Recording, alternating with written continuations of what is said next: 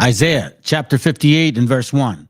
Cry aloud, spare not, lift up thy voice like a trumpet, and show my people their transgressions, and the house of Jacob their sins.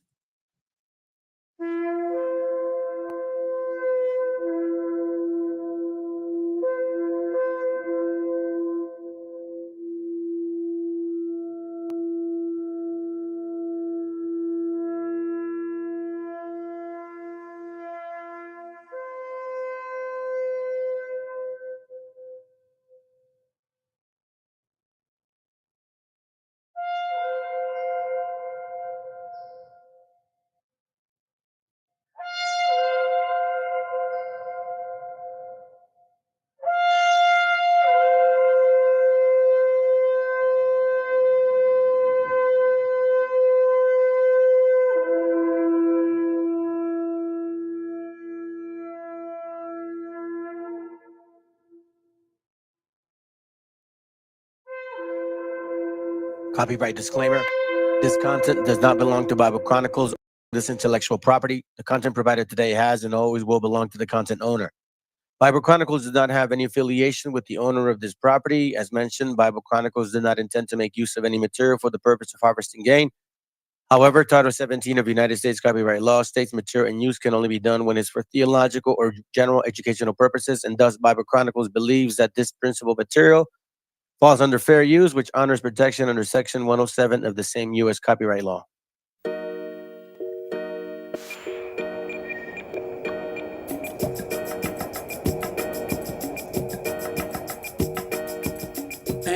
Entren, bienvenido a mi nido. No me tienen que pagar nada, yo los invito. Esto va por la casa, no me tienen que dejar propina. La receta de hoy es la especialidad de la cocina, carne cecina. Y pa' que aguanten el pico, un poco de yuca frita con mojito. Do you have some Doritos? No, yuca frita con mojito. Do you have some Coca-Cola? No, pero tengo vino perico y rapidito ese tipo me salió malcriadito. Do you know who I am?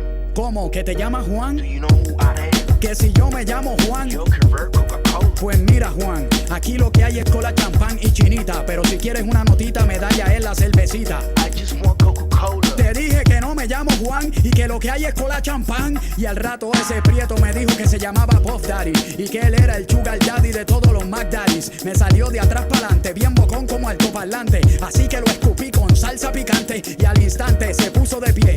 Y en una sentada le dije que tenía la lengua malcriada. Do you know who I am? Te dije que no me llamo Juan y ahí fue que lo crucé por la quijá. Entonces se fue a la pica, a las millas de Chaflán, con un chichón en la chola, a lo Mamadou Thiam. Y yo lo perseguí por toda la San Sebastián hasta la calle del Cristo. Y ahí fue cuando me tiré el Sixto Escobar con el 1, 2 y el jab. Lo puse a volar como chiringa, lo puse a escupir agua de piringa por los pantalones. Empezó a botar azúcar negra por los calzones y hasta por las medias botando mojones. Mojones color verde oliva, sí, color verde oliva. Lo que caga la gente fina por comer platos de comida de 50 pesos para arriba.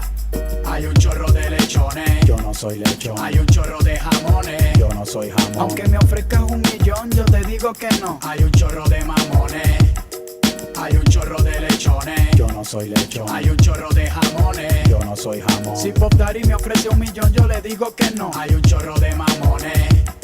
No te creas que porque mi raza es chiquita se quita. Si no donkeamos nos vamos en huirita. Y todos los gringos como tú se pueden ir con toy camarita por la garita. No tienen que hacer cita si ustedes son visita. 6 cheese y una sonrisita. Y pa' la playita, pa' los tiburones, pa' que te arranquen los tendones. Porque aquí en Puerto Rico somos los más jodones. Y después de eso Pop Daddy regresó a los New York. Un poco sato, menos hombre, con otro sobrenombre, P. Diddy, Mr. P. Diddy. Aquí está tu bibi, pa' que chupe un poco de leche borinqueña, pa' que lo pienses 2 veces antes de coger una leña, pa' que cuando vengas pa' acá no hagas mueca, no hagas seña. Esto te puede costar toda la greña. Así que si no quieres que te sacudan el tabique, piénsalo antes de meterte con un cacique. Esto no es Mozambique, esto es Puerto Rico. Aquí te das contra el seto, aquí todo el mundo usa peto. Aquí en Puerto Rico casi todo el mundo es molleto. Aquí aunque seas blanco eres prieto. Aquí hay respeto o te lo espeto.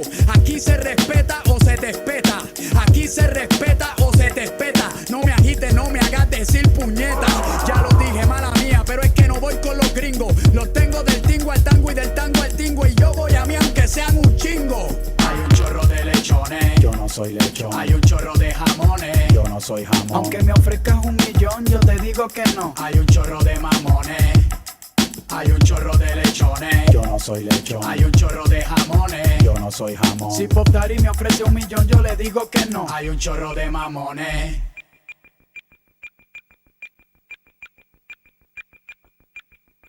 Man, these motherfuckers don't know who the fuck I am. Can't believe that shit, son. I got like 7 motherfucking platinum albums. Shit, and these motherfuckers don't know who the fuck I am. Damn dumbass Puerto Ricans. Motherfuckers don't watch MTV, nigga. Motherfuckers don't watch PET. I'm all over the motherfucking place, nigga. The only good thing these motherfucking spics have is the booties, man. These motherfucking women, dog. I remember when I was fucking that bitch, man. That shit, oh man, that ass was good.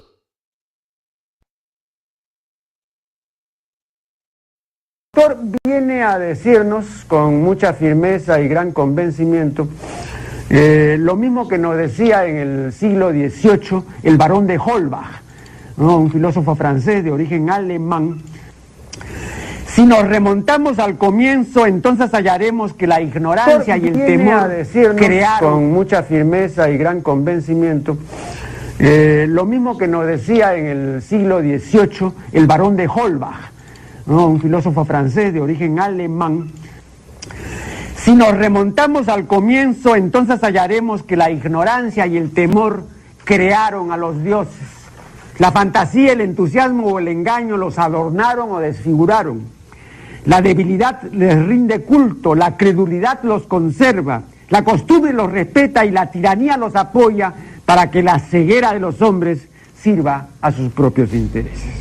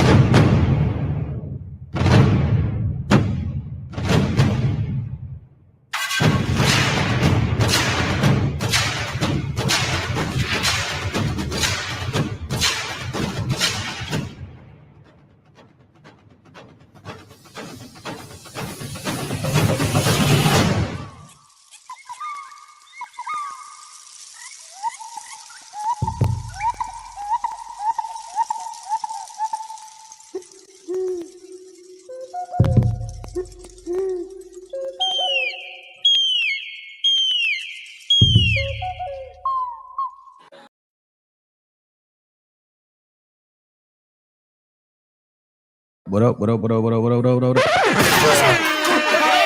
Que alguien me explique. Que alguien me explique. Buenas noches. What's up? What's up? What's up, brothers and sisters? What's going on? Buenas noches a todos. Let me get in here real quick. Let me replace this picture. Oh yeah, let's see what we got. Bam. Okay. All right. Nobody said anything. Okay, so shalom, I guess, whatever. I'm gonna try to get through this quick. It's important. I didn't want to let this topic go for next weekend. As I did, honestly, I'd end up probably trying to do something else and then not forget about the class. So, bienvenidos if you're new to this channel.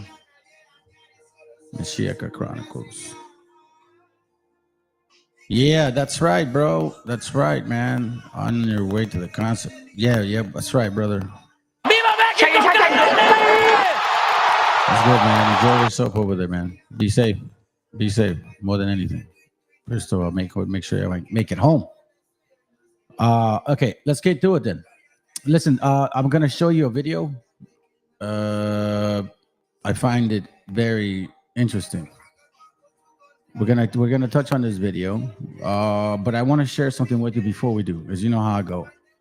All right, there were some things that were said yesterday, and I kind of went over. What land are you native? I kind of went over it in regards to people calling in, and a young lady, I guess you could say, she said some things that, as I was listening, you know, very carefully, I wanted to make sure I didn't miss anything, and she said some things that, really caught my attention.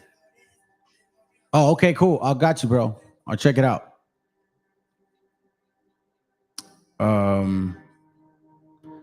It like caught my attention. You know what I'm saying? So it's similar to what this was said here. So let me bring this to your attention. Oh, hold on a second. Sorry. Let me turn it down. Let me bring this to your attention because she said something in regards to melanin. It was very emphasized, right? So check this out. Let's check it out. Native to. If we even told you, you wouldn't understand. We know where You guys are not from Turtle Island. Hey, bro, Turtle Island is melanated carbon ether beings. Okay, ether beings. Island is melanated carbon ether beings. Okay, man. When Christopher Cologne, not Columbus, that's what they teach you in European history. When Christopher Cologne, who was a black man, okay, came to Americas, he saw copper beings. You guys are not copper beings, bro. Wherever you got these degrees, you need to take them back. Straight hair, bro. Hey, man. Hey, bro. Wherever you got that $5 treaty, you need to take it back. Hey, we gonna take it back. All that shit Hey, back. facts. Hey, facts. That's one thing. That's one truth that I believe in, y'all. Facts. We finna take it. Bro, your back. truth is freaking delusional, man. He's saying facts. We're gonna take your stuff because you don't like your own stuff, bro. You guys are frauds and imposters, liars, deceivers. You guys fell for the okie doke. Really, you guys are easily fooled and gullible. Yeah, you're racist. So it was mostly this particular part. This one here. Hey, bro, Turtle Island is melanated carbon ether beings. Okay. See, that's why yesterday I kept hearing melanated.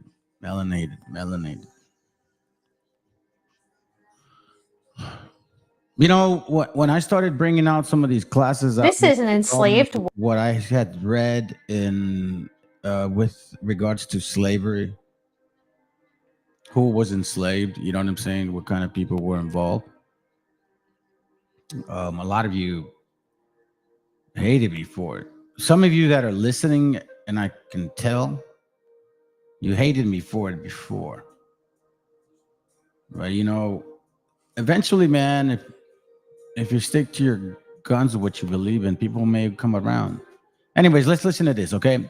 So here, this sister, she has a channel, and I haven't really looked into her channel too much, but I do like some of the material she shows. I've seen so far. Here we see, or at least we'll listen to, some particular person, native, I believe, passing as a so-called Negro. So that's why perception is reality. Unless you understand history, you're going to be fooled into believing that the word itself defines certain people. But at that time, the word itself was used in a very blurry way. So check this out. Woman named Fanny, and she escapes her Alabama slave owner. And so she's described in her runaway slave poster as, quote, as white as most white women, with straight light hair and blue eyes. He says that she can pass for white. She's practically indistinguishable physically from a white woman, and yet she's considered black and she's enslaved. So what separates her from white women? As Mark Twain puts it, quote, a fiction of law and custom. Fiction of law and custom. And, she does a very nice job, I think. Very nice job here to slip this in. Because when you think about how, thank you, brother. Appreciate it. VTC, what up, bro? Appreciate it, Brian. I hope you get that text. The sister really meant that, man. Okay. Thank you, bro. So what you do, bro, those short messages, man, people care for that shit. That's good. So as you can see, like if you compare her to a so-called Negro, of course you wouldn't say she's African American, but at the same time, when you compare them to British-looking people, she doesn't fit the script. So what other label? Again, I think there were laws by this time that were being passed that would not allow you to enslave natives after 1670 or 80. They were still being done, but they were a little bit more stricter. Prior to that, it was actually more towards us. Now, I find this very interesting, and here's the reason why. Because before I get into this other class, right? Before I get into this class right here, there's this book called Confronting Black Jacobins, the United States, the Haitian Revolution, and the Origins of the Dominican Republic. So now I have a brother, and I wish I could talk to you more, Guaracuya, because I know, we miss each other sometimes and shit, with your schedule. But brother is from the Dominican, right? And you guys have dealt with Asian people. And the particular person called yesterday, and she identified herself as that as well, with a little bit of Ethiopian. So I have had some understanding of Haitian history, not a lot, but as I'm listening, I'm at the same time remembering, like, damn, I remember this book, and mind you, I was going to bring it up another time, but I figured let me bring it up now because a lot is said with regards to who the people are of the book or what so-called history they have towards the actual book of life. So here we see black Jacobins hanging white folks. You see, we've been under the impression that this wasn't the case, right? That was the impression, that this wasn't the case. Now, here we see, matter of fact, the first page it says, lamentable, cried George Washington in response to what he had described in 1791 as the unfortunate insurrection of the Negroes in Hispaniola. The president of the fledgling nation was anxious. This is understandable, particularly given the huge population of sensitive enslaved Africans that inhabited his own nation and the propensity of these bonded workers to unite across borders. Washington reflected mostly on a spirit of revolt among blacks. Now, here's what a lot of you people, and I'm going to say people and anybody specific, just saying people uneducated or ignorant to this. 1791, wrap your mind around this year. 13 colonies, okay? 1776, 1783, 1791, you start taking over lands that particularly pertain to Spain, where so-called Negroes were free, so-called free. Florida, Louisiana, all of those outskirts, excluding the territory of France. This was when, the whole argument about not extending the 13 colonies past the French territory. That was the agreement prior to the French-American War. Here we see George Washington in the fear of, shit, we got some people that are within our so-called, that are becoming free, or at least dealing with others that may be potentially assisting in these cases. Now, we know this for a fact that even in that time that we're passing laws that were not allowing people that were native, Jews, black and white, or African American, so-called Negroes, or natives too, right? Not allowed to purchase Christians. And when they meant by Christian, they meant white folks. Not the light-skinned lady we just saw right now. We're talking about British-looking people, Christian Protestant type. The WASP is what they call it. White Anglo-Protestant. That's the WASP. White Anglo-Saxon Protestant. Those are Christians. When you read a book from the 1700s or 16 or 18, they're referring to those people. So don't be mindful. Don't be ignorant to the fact that 1791, they're still barely trying to expand beyond 13 colonies. And Haiti was already in revolt, considering who was there in the first place, unlike what we were told that supposedly they were brought from Africa in slavery. That wasn't really the case. A lot of them came in indentured servitude. Those are facts. I'm not going to sit here and tell you otherwise. If you don't know that about your country, you should find that out more. Because don't go by the okie doke of America, where they give you just enough, make you feel a certain way, but ignore the rest of the actual facts that may just be able to help you see things with more clarity before you go off on a limb and raise an entire family with this belief that may not be applicable to you. Because again, here we see, for example, this was ironic indeed. Anyway, so look, I don't want to get too much into this book because, you know, I'm just pointing it out, but it's very, very interesting in the way that it's being spoken or written, and then also when it references the years: 1803, 1793, 1776, 1789. Now, I've done classes of how this also affected those territories that were being lost, because they kind of technically belong to our people. You see where this is all kind of having itself play out. So that's why you have to be mindful. So my question today is exactly that right there. So again, I'm just trying to touch the subject on particulars that I think are important to consider, because, you know, this is a time where I think everybody, I guess in a way, you know, wants to be a Jew. I don't want to be a so-called Hebrew. I don't want to be one. If I am, I am. I don't want to be one. You get what I'm saying? If none of this, if I started finding out that our gente was not really connected to the history, man, I don't get fooled easy. I'll embrace. I'll be like, yo, it is what it is. But the more I try to debunk this knowledge, the more I found out that it was actually possibly 98% true.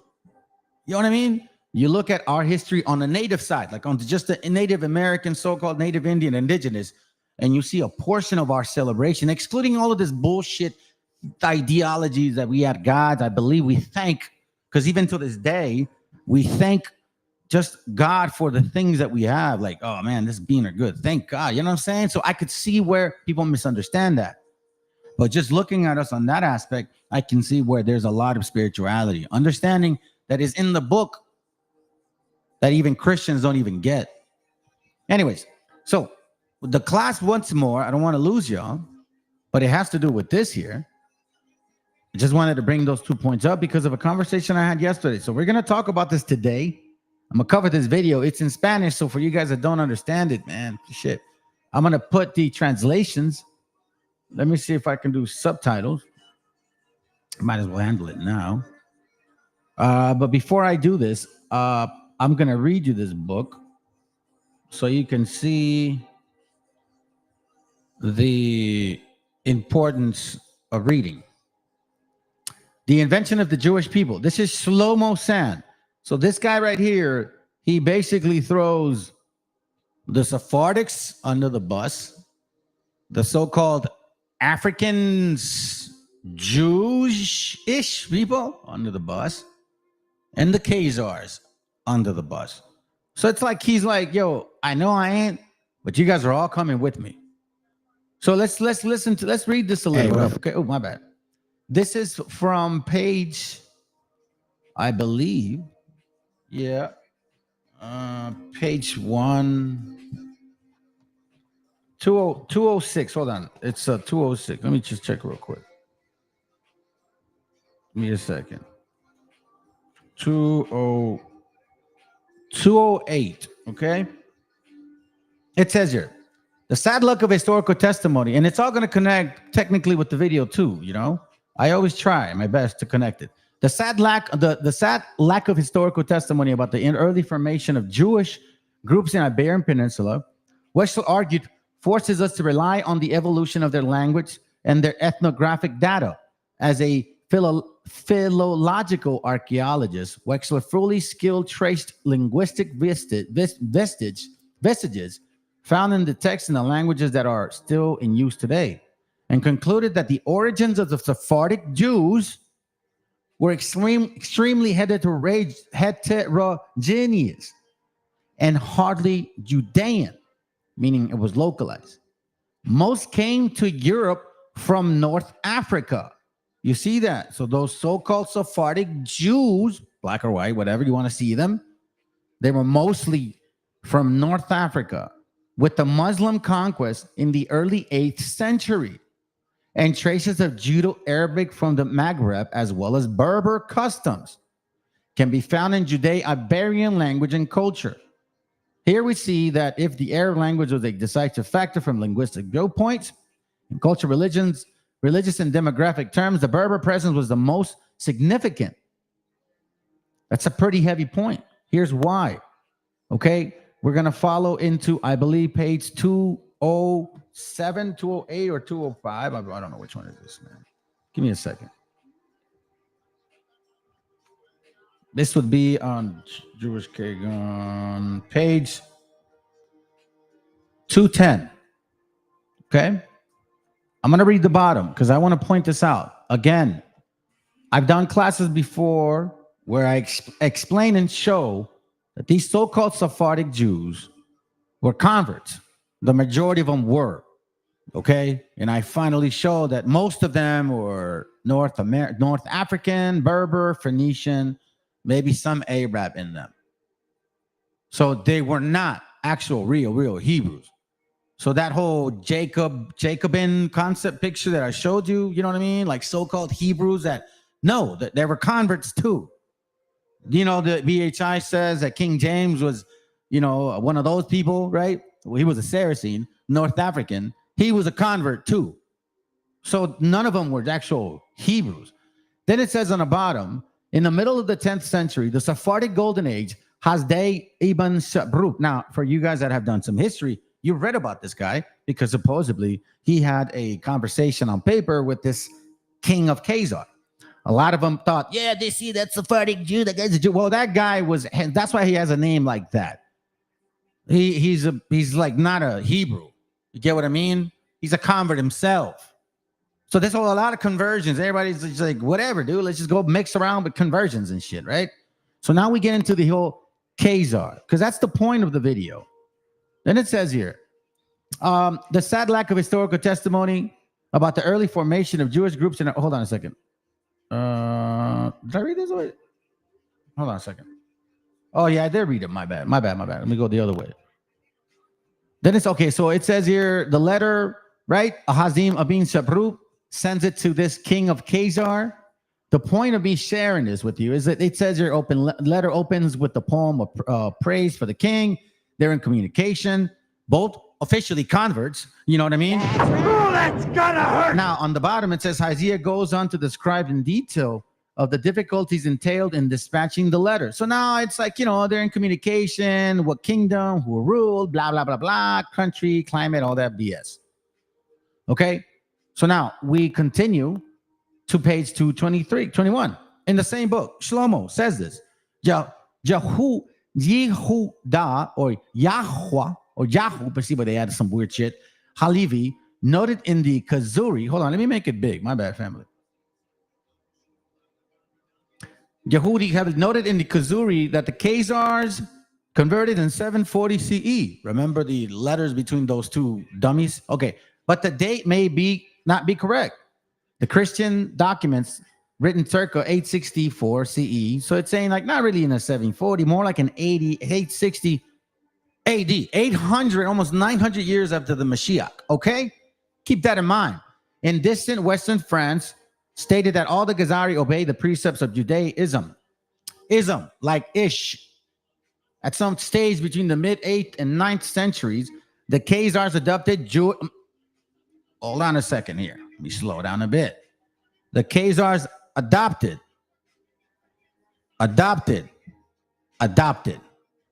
Not rooted out of their DNA. This is not a custom of theirs. So they took it upon themselves to pick up a Jewish custom of monotheism as their particular faith and riot. Now, I want to point this out. I didn't want to read all this, but I'm going to have to because it gets to the point of what the video is. And it is reasonable to assume that this was not a miraculous single act, but a long process, basically saying the conversion, it wasn't just over one night. Several years later, even King Joseph's questionable letter describes the conversion and occurring in stages. King Balaam, then it becomes the Moses and Obadiah, blah, blah, blah, blah. But here's where we see the real spirit of these people, the synagogue of Satan. Those that claim they are Jews and are not, right? We see it right here. Built synagogues and seminaries and adopted the Mishnah and Talmud. Okay? The Mishnah and Talmud. Don't forget that. If the 19th century scholars were doubtful about the conversion of the Khazar kingdom, today it is not in dispute.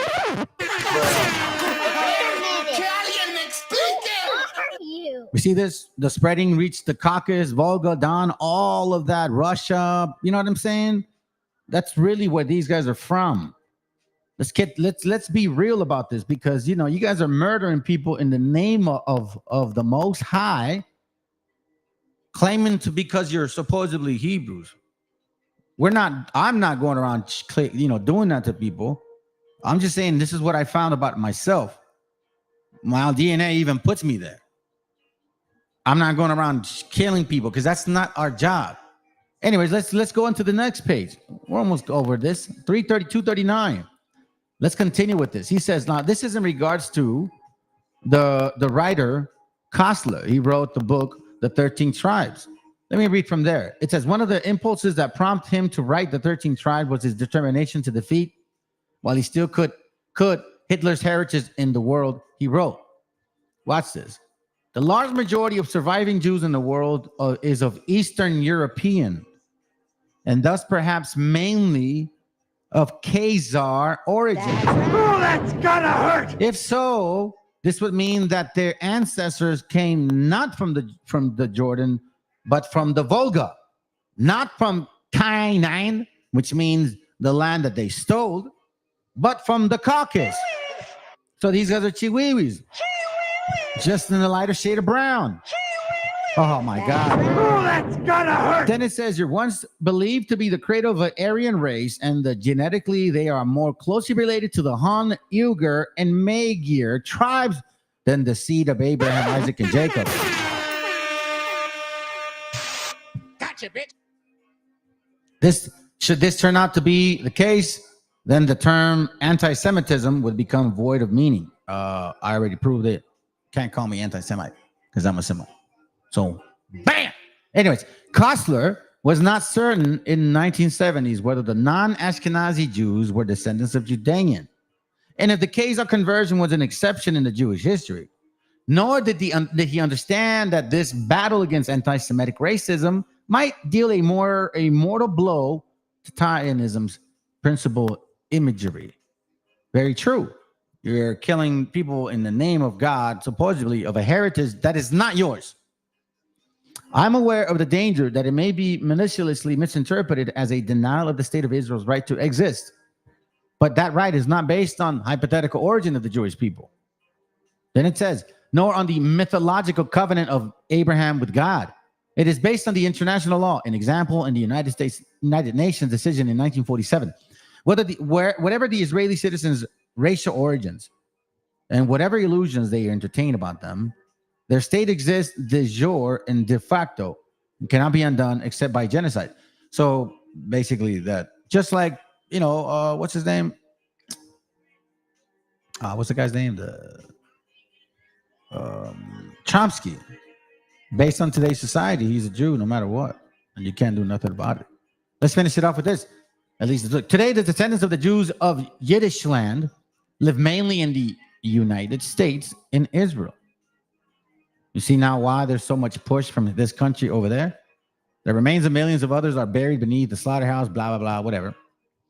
Let me go back. Life lived in Yiddish land before the vicious massacre. Okay, let me go back. Second paragraph. Like the absence of costly archaeological explorations in southern Europe, Russia, and the Ukraine to uncover the remains of Khazaria, the absence of sociological, linguistic, and ethnographic studies about the long-standing ways of life in the Talmuds of Poland and Lithuania. Here's my point here. It says here, no one wants to go looking under stones when venomous scorpions might be lurking beneath them. It's like, if you have something to hide, you're not going to go dig about it. You know what I'm saying? Waiting to attack the self-image of the existing ethnos, meaning the ethnicity, right? In its territorial ambition.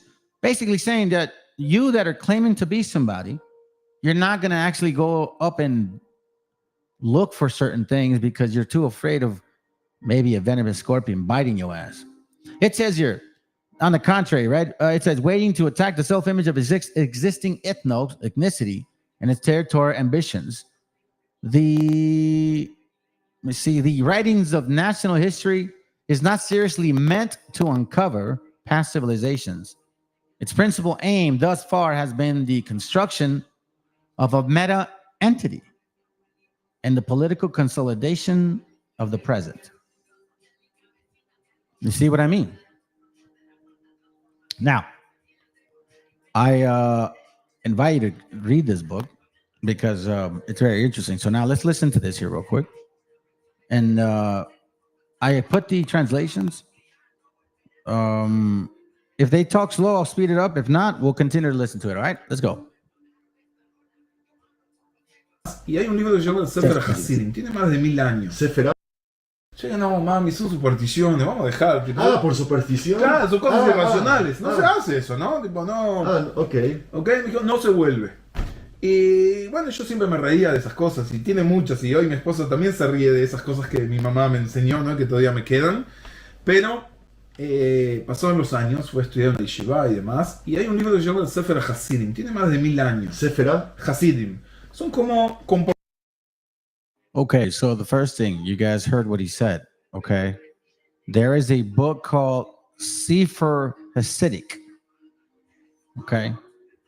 In case you don't know what that is, let me just show you real quick, okay? Real quick explanation to Sefer Hasidic. The Sefer Hasidic is what I've shared with y'all in other classes. It's basically the Sifrat, okay? That's what it means. This is not biblical, family. Now, it is biblical in Revelations, but it's not something we're supposed to do. Now, that's why I brought that book out in regards to the conversion of certain people, because if it's not your book, you are going to dabble in a lot of different things that are not pertaining to. That's why the Bible in Deuteronomy, in Matthew, and in Revelation, it says, do not add or change anything. That's what it means, okay? Let's continue. El libro de los hasídicos. Claro, pero hasídico no es el movimiento hasídico del Baal Shem Tov, sino es la persona más devota, la persona que quiere vivir una vida espiritual mayor o entregarse vocacionalmente mayor al... ¿Tiene que ver con la palabra Gesed o no? No, tiene que ver con... no sé con qué palabra tiene que ver, pero tiene que ver con el sentido de quiere un desarrollo espiritual mucho más profundo. Okay. Y ahí... So what he's saying, in case you guys don't catch it, it says it here, a much more spiritual development. So what he's talking about is that for you to have a much more deeper understanding, you have to study the Kabbalah. In the Sephirot gives you that supposedly understanding. You see what I'm saying? This is not the Bible, family. This is not the Bible here. Let's continue. Tiene como una serie de reglas. Interesantemente, una de las reglas que es, si salís de tu casa, no vuelvas para atrás. No volver para atrás. Deja, o sea, te olvidaste de algo. So, one of their supposedly deep understandings is when you leave the house, you don't come back. Supposedly. Let's continue. I'm telling you, man. I'm going to give you, and this is just the beginning. Watch, let's go. Déjalo, no podés volver a entrar a tu lugar. Sodom y Gomorra. Increíble, no podés volver. Ahora, pasó los años también, y hay un rabino también querido en Uruguay, que es del movimiento de Lubavitch, y él me contó una anécdota, ¿no? Y me dijo que un hasid de Chabad se fue al aeropuerto, se suspendió el vuelo y tiene que volver. Y dice, pero el Rebbe Hasidim dice que no se puede volver. Llamaron al Rebbe Lubavitch, ¿qué le decimos? El Rebbe Lubavitch le dijo, mira, es cierto, no se puede volver, pero he's basically talking about, in case you guys don't get it, he's saying that, he went on a airplane trip and he missed the plane. So now he has to ask the rabbi a question about, hey, well, since you have that whole concept, once we leave, we can't come back. What do I do? Listen to this. Es un capítulo del libro de Tania, que una persona que estudia algo ya no sigue siendo la misma persona. Entonces, la que vuelve no es la misma persona que se fue, entonces no hay problema, puedes volver. O sea, te lo traigo esto como anécdota, ya que a veces tenemos esas cosas en el judaísmo, esas cosas raras. Esas cosas tú sueles enseñarlas y explicarlas en tu canal que tienes. Exacto, ¿no? Y los que quieren estudiar también, estudiamos mucho sobre lo que es la Kabbalah, lo que es el libro. See that right there? He says we also do a lot of studying about the Kabbalah. Okay, I didn't say it. He's saying it. Now let's continue. What else? I'm glad he's bringing it up. Libro principalmente del Zohar, aparece mucho en el canal. O sea, now he mentions the Zohar. So let me just bring this up real quick so you guys don't get lost in the translation. Okay, we're going to look at the Zohar, right? The Zohar is a foundational book of the Kabbalistic studies. It's called the Splendors, Radiance. It's a foundational work of Kabbalistic literature. All right. Supposedly, it's the mystical aspect of the Torah. I don't know what the hell that means by that. But again, add and take away from here. I'll give you some scriptural stuff real quick because, hey, it's, you know what? It's right here. Look. Oh, man. Thank you, Father. Thank you very much. Deuteronomy 4:2. Ye shall not add to the word which I command you, and ye shall not take from it. Keep the commandments of the Lord our God, all that I command you this day. This, remember, we're talking about a people that has converted in 700, 800. Well, there was other people converting, but this is when things really got wicked. Okay, look, the Babylonian Talmud, Kabbalistic, the Zohar, it's all connected. The Mishnah, the Talmud, the what's the other one? He'll probably mention it. All right, let's continue. Just want to give you an idea. Let's go.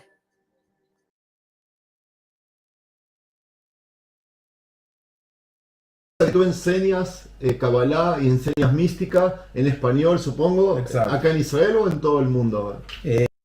Sorry that I'm pausing, but listen, he said mysticism, okay? Check this out. O sea que tú enseñas Kabbalah y enseñas mística en. So basically in your channel, you teach Kabbalah and you teach mysticism. Mysticism. What does mysticism mean? Mysticism meaning. It says the belief that it's possible to directly obtain truth or achieving communication with God or other forces controlling the universe by prayer and contemplation. Now, family, I've talked to you guys about this, and I've touched on this particular picture here. This is what happens when people do not have an understanding and they're spiritually wicked. The whole concept of the Trinity is the connection between the mind, the spirit, and the flesh. That is really the connection. The mind and the spirit are intertwined, or at least you could say connected, in battling through the flesh. The flesh is one of the actual connections that allow yourself to be tricked, or for example, if you believe in the Bible, this is what I'm saying. Why do you think in Mark 5, I believe, he takes these demons out of this gentleman, and there's a bunch of pigs, and these demons say, don't destroy me, throw us in the pigs. Now, you also understand that in other scriptures, it says, fear not him that can destroy the flesh, fear him that can destroy the flesh and the spirit. So in that case, you interpret that and like, okay, so these spirits did not want to be destroyed. So he said, Let me go into that flesh. So when you start seeing the understanding of how the spirits move, the mind, how it works, and how Paul talks about the thorn in the flesh. I have this thing in me that wants to do evil. I don't want to do it, but I keep seeing it in front of me, and I keep slipping over it because I seem to battle with good and evil within me. What is that? The connection between the mind and the flesh and the also spirit. That's why it says, you that can harness your spirit, if you can govern your spirit, then you can subdue the understanding or your own understanding, because it's the spirit that strengthens, not the mind. Keep that in mind. I might have gone deep on that, but the point being is that's why you see the whole Trinity BS. But anyways, where I'm going with this is kind of amazing, because we're talking about mysticism, right?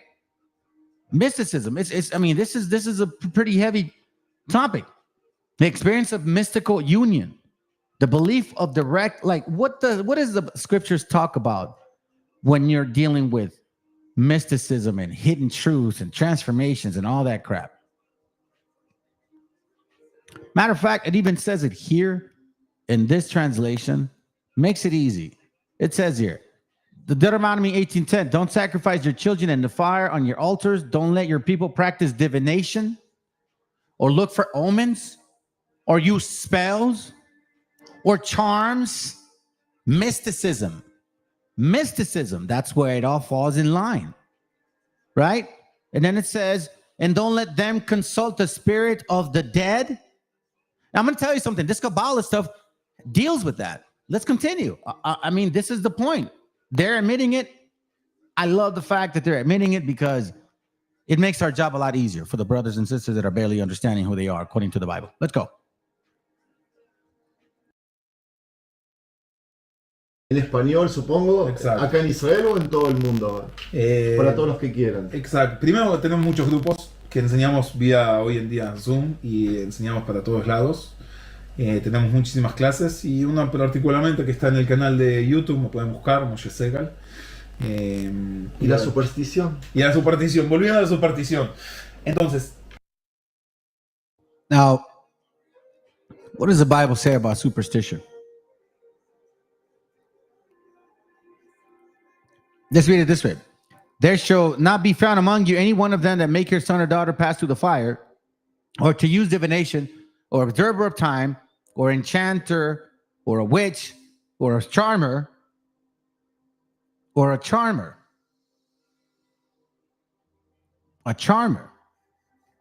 divinations, right? I mean, it's very clear that you're not supposed to do that.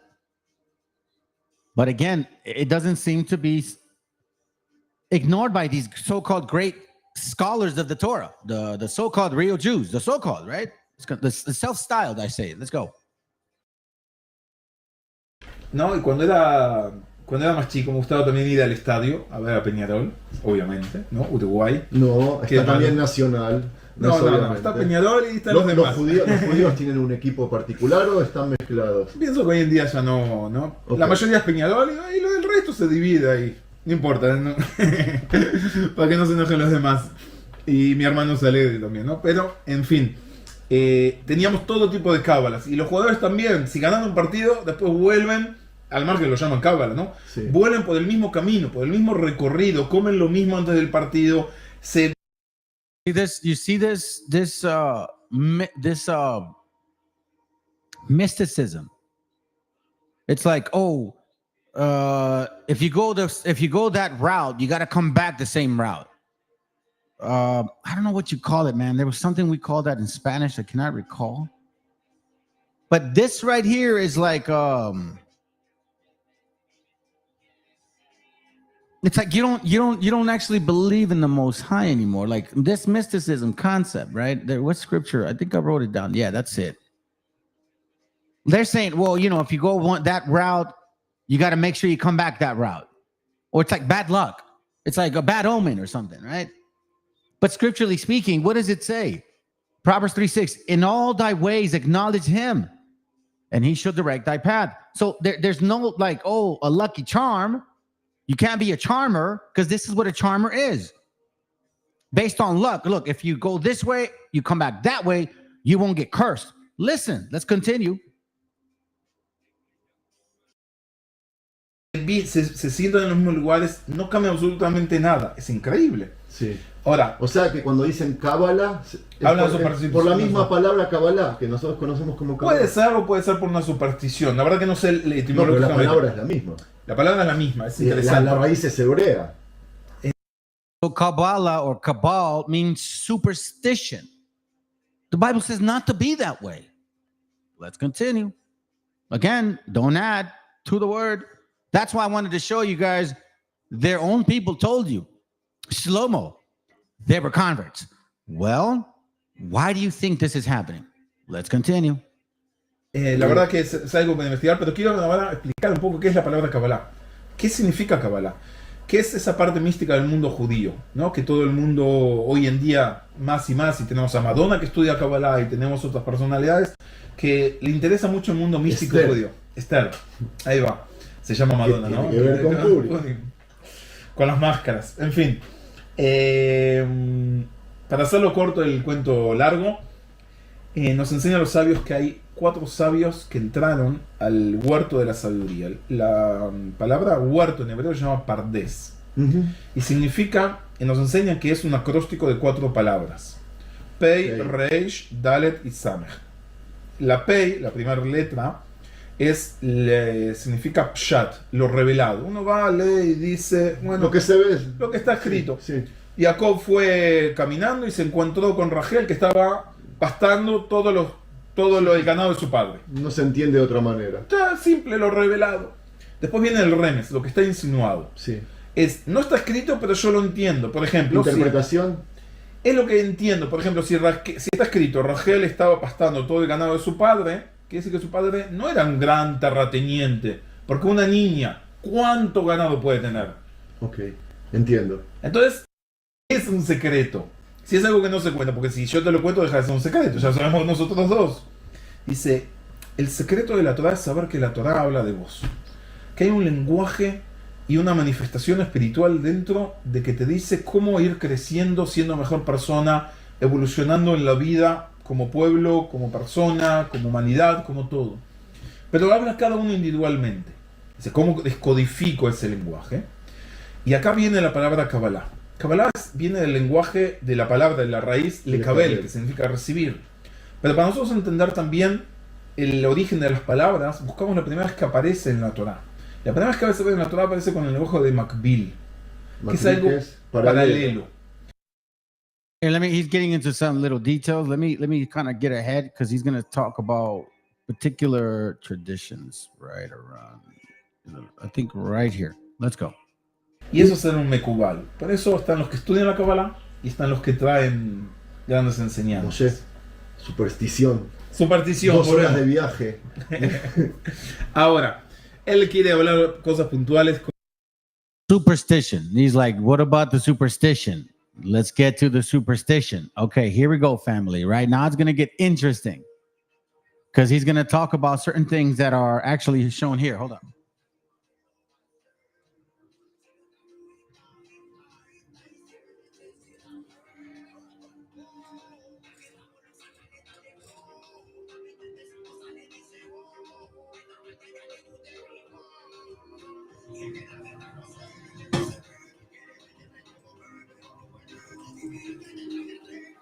There's this book I have. It's called The Secret Teachings of All Ages. I have a picture in here that I want to share with you, but I want to share with you when he speaks on it.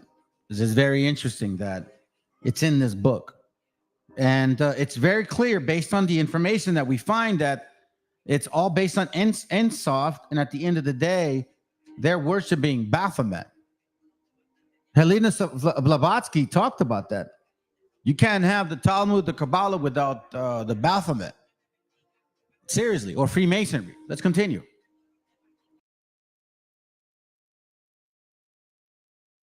Como por ejemplo lo que se usa como amuletos, lo que se usa magia judía, brujería, todo ese tipo de cosas. Hay gente que hace esas cosas. Hay gente, y mira,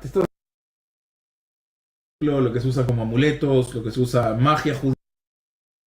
You guys hear what he just said? They use amulets. What else? Brujería. Magic. Witchcraft. Wow, bro. Wait a minute. Who are you? I mean, if you just stay here, you're basically told the abominable practices. They should not be doing that, right? Deuteronomy 18:10. Aside from making your children go through the fire, or that use a divination, or observer of time, or an enchanter, or a witch, or a charmer, or a consulter of familiar spirits. This is not a joke, family. They're telling you what they're doing. Yeah. Oh, what's up, brother? What's up, man? I think the Kabbalah goes against Genesis creation from the get-go. That's why they get the type of being bang theory, not the Big Bang Theory nonsense. Creation started from the light or some horse shit like that. Yeah, for sure. That's actually true, bro. That is very, very true. That's a good point. I think what I'll do is I'll go into that topic in a class, because we're kind of getting onto this point. We're halfway through this video. You're going to see, I'm going to show you something to that's going to solidify what they did. An old video I did that a lot of you guys missed. You guys didn't see it. And that's because of the name. I actually named it one way, and it brought out a lot of stuff that related to this. So let's continue. Anyway, so let's go. Y a todo ese tipo de cosas. Hay gente que hace esas cosas. Hay gente, y mira, te estás apoyando en libros que te enseñan cómo hacer esas cosas. Opa. Tienes muchos. He shows them the book. He goes, I have a book here that teaches them how to use many amulets. You know what I'm saying? Hey, what up? What up? One more. What's up, brother? Wait a minute. Oh, hold on.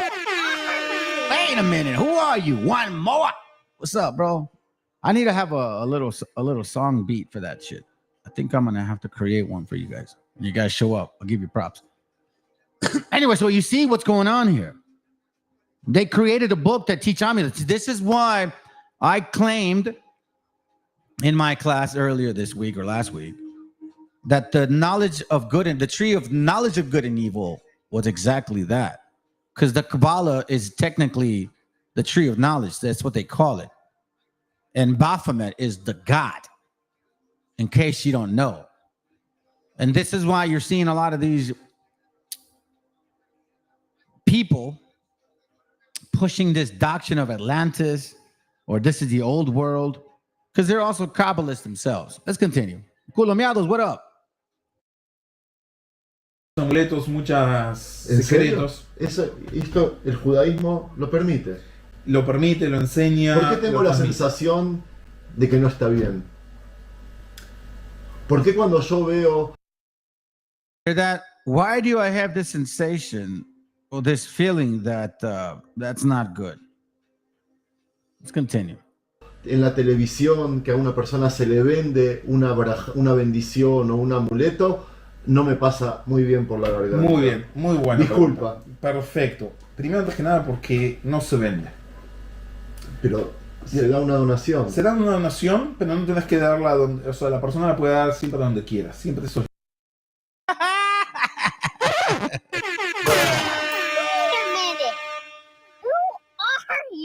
He says it's not bad as long as you give it as a gift. If you don't sell it. Libre. Okay. Cuando hacemos un intercambio, siempre hay un intercambio de energía. Pero antes de llegar al pago y todo ese tema, quiero hablarte antes de qué significa. Por ejemplo, un amuleto. Yo estoy seguro que a tus hijos les deseas lo mejor, ¿cierto? Sí. Y 24 horas por día, 365 días al día. Sí. Ahora, pero estás haciendo los videos, estás haciendo, y no siempre estás consciente de eso, por más que es tu sentimiento diario, ¿correcto? Sí. Imagínate que en vez de eso nosotros agarramos... No me hagas cargos de conciencia ahora. y lo escribimos en un papel o en determinadas formas, lo escribimos de una forma abreviada, para que tú lo puedas llevar contigo. ¿Qué escribimos? See what I'm saying, family? They think wisdom of the world brings salvation. I forgot what its name. Salvation from the enlightenment, wisdom, knowledge, humanity, which reached the stars. Yeah, it's a matter of fact, the class on the video I'm going to show next is pertaining to that. Check this out. This is interesting. He's talking about how, well, in the way that we use it in amulet, It's like if you know how you're always thinking of something or somebody or well-being of your family. Well, if you write it down on a piece of paper and you put in a little thing and you give it to them or you carry it around, that's where you kind of bless that person with that. That's like having the fucking cross. How is that any different than people that have the cross in their necklace? How is that any different than somebody walking around with a rabbit's foot? Do you see where this is going? This is a rabbi teaching on YouTube this stuff, and people don't realize that they're learning Kabbalah stuff. Let's continue. Ese pedido, que tus hijos estén sanos, que tus hijos vayan bien y demás. ¿Y qué hacemos? Lo escribimos en un papelito. Sí. Y ese papelito lo llevas contigo constantemente unido a ti. Es como si estuvieses rezando y pidiendo todo el día eso. Eso es un amuleto en el judaísmo. En el judaísmo, J-ism, that's an amulet. You can write down the well-being. It's like, oh, I love you, babe. Write it down, put it in a little necklace. Oh my God, my love goes with you.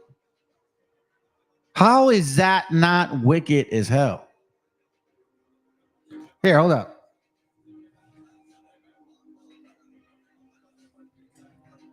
I mean, you can't get any more wicked than that, bro.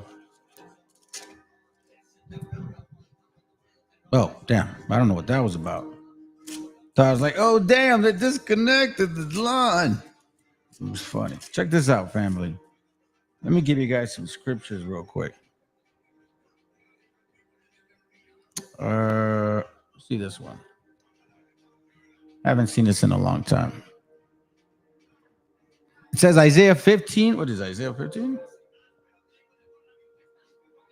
No, it's not the right one. Because it's not a verse in there. Interesting. 1 Samuel 28, 6, 9. Let me see if I can find this one. I'm trying to look for one that man, I thought I wrote it down.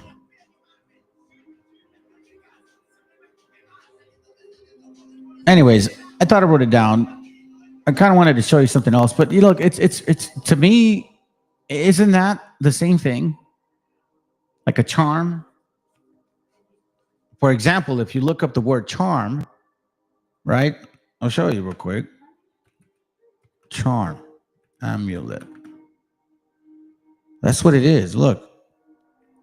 How is this any different than Christianity? See? Un talismán. Charms. You see this? How is this any different than other religions? Anyways, let's continue. Let's continue. We're almost done with this video.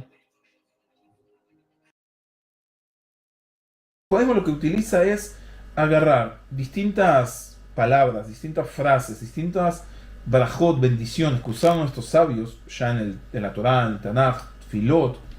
Por ejemplo, una de las Tfilot más conocidas es la Tfilá que hace la mamá de Shmuel por su hijo. Sí. Esa es la primera Tfilá. Se pensaron que estaba borracha. Exacto. Con el no fue KHAZARS. Exacto. No sé si conocen el cuento, pero la mamá de Shmuel no podía tener hijos.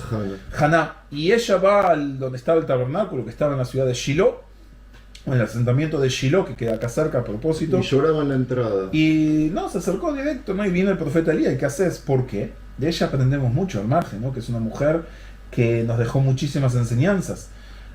Vive.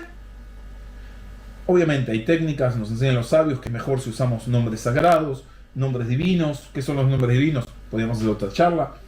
Nombres de ángeles, como lo vemos en la Torá, lo vemos en el Tanaj, lo vemos en distintas literatura.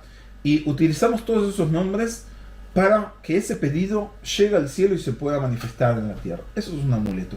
Eso es una kamea, lo que se llama. Sí. Tengo aquí uno de los libros del Rav Kaduri. El Rav Kaduri es uno de los... Pay attention to this. Here it goes right here, okay? Check it out. Sejonó el Brajá, ¿no? Uno de los... se lo llamaba el anciano cabalista, de su gran sabiduría, también por su edad. El grande de la generación, ¿no? En el cual las personas iban y pedían, y realmente veían cosas, Y si te fijas en lo que escribía, era distintas formas de pedir o de generar que se forme un pedido para que se pueda manifestar esa necesidad que se estaba teniendo. Todo, cuando nosotros tenemos una necesidad, lo que estamos generando es un espacio para que pueda caer esa luz en el mundo. Ya sea hoy en día la paz, ya sea en día hoy la necesidad de comer, ya sea el bienestar de nuestros hijos. Y lo que queremos hacer es que eso nos acompañe constantemente. Y eso tiene fuerza. Y eso tiene energía. Y eso tiene energía. Y eso es lo que nos enseña el judaísmo. Que todo lo que uno hace, en todo momento, genera y plasma una energía. El hablar bien o el hablar mal.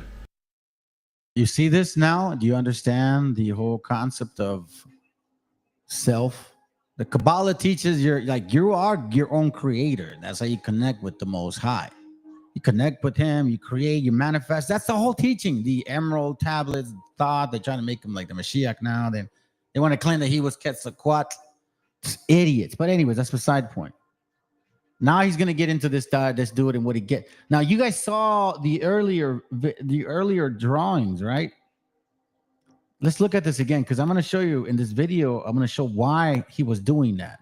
Okay, let's go. Generación, ¿no? En el cual las personas iban and also in the video, I'm going to also prove that BHI's Big Daddy Kane was a pillar of this. Look, you see, there it goes right there. You see that right there? That is what I wanted to show you. So in this book here of Manly Hall, we see the same thing. The emblematic hand of mysteries. This is from Manly P. Hall. The book is called The Secret Teachings of All Ages. Got a bunch of stuff in here, but I'm going to let the video show you. It says a hand covered with numerous symbols was extended to the neophytes when they entered into the temple of wisdom. At an understanding of the embossed upon the surface of the hand brought with it divine power and regeneration. Once more, or therefore, by means of these symbolic hands, the candidate was said to have been raised from the dead. So listen to this, and I'm going to continue reading a little bit more. Watch. Y pedían, y realmente veían cosas.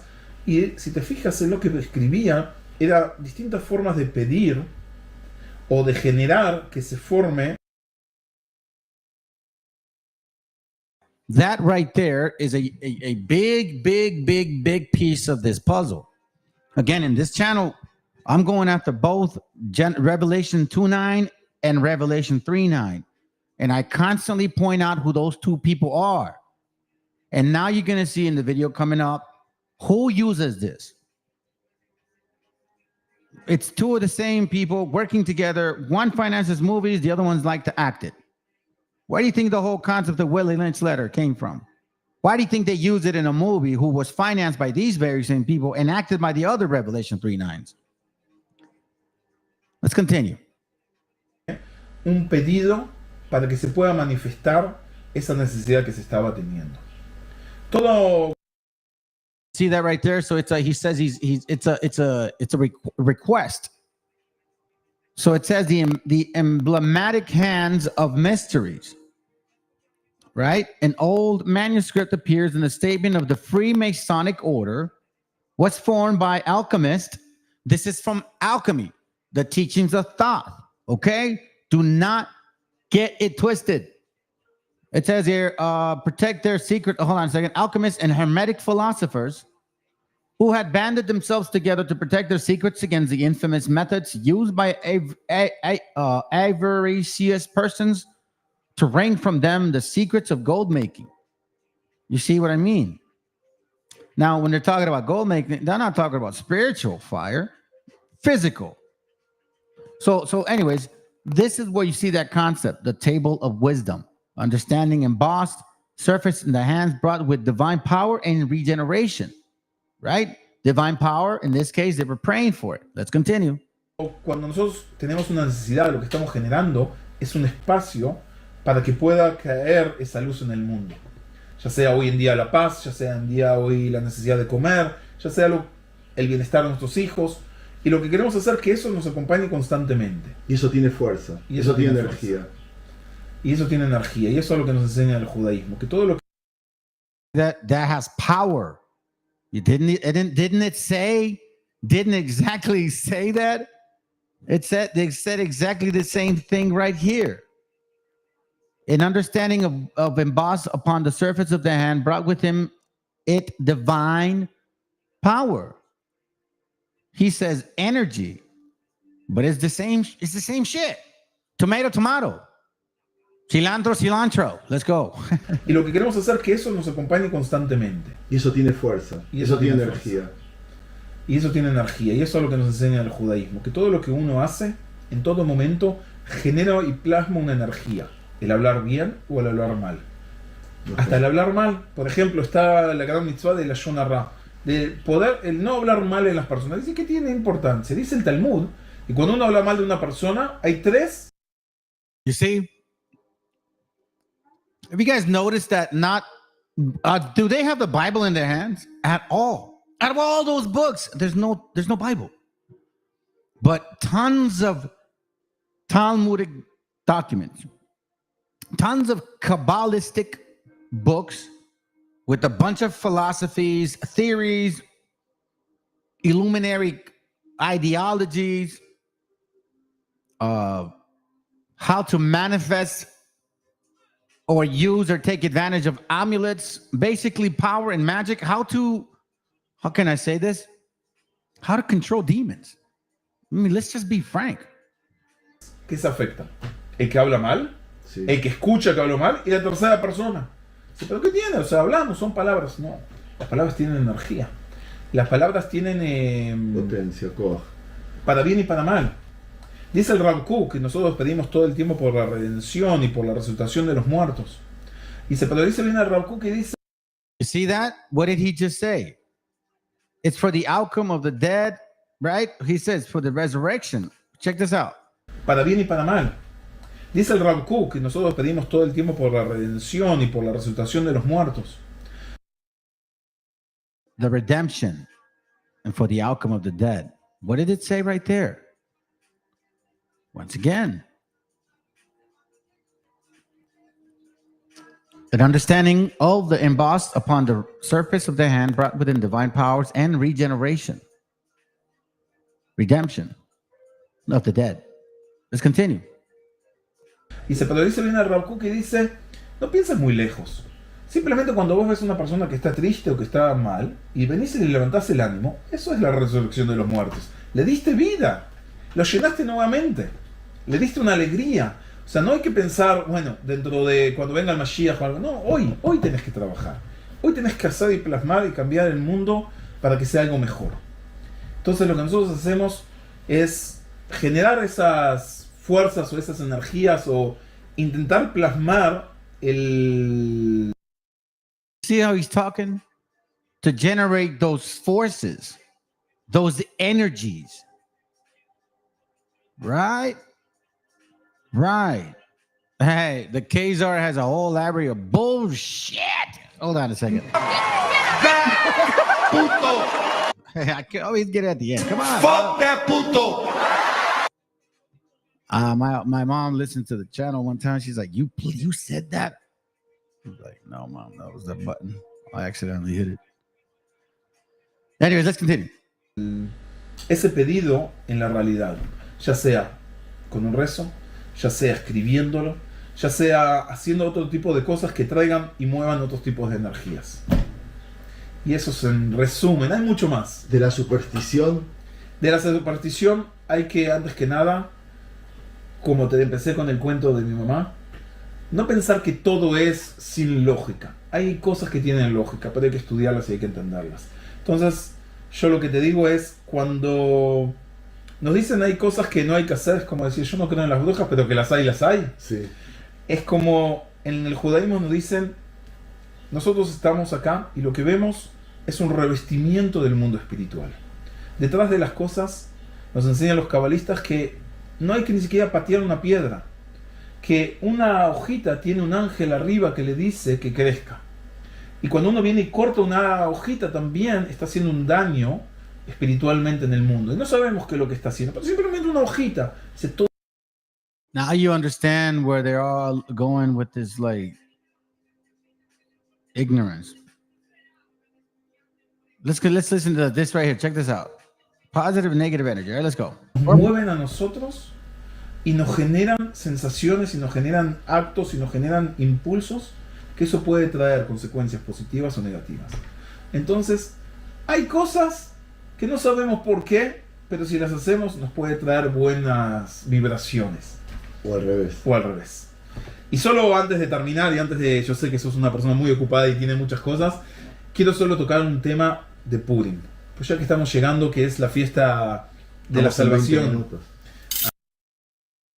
I gets into some of the little religious shit. Anyways, so let me see if I can get this out the way. So let me get over this here. Okay.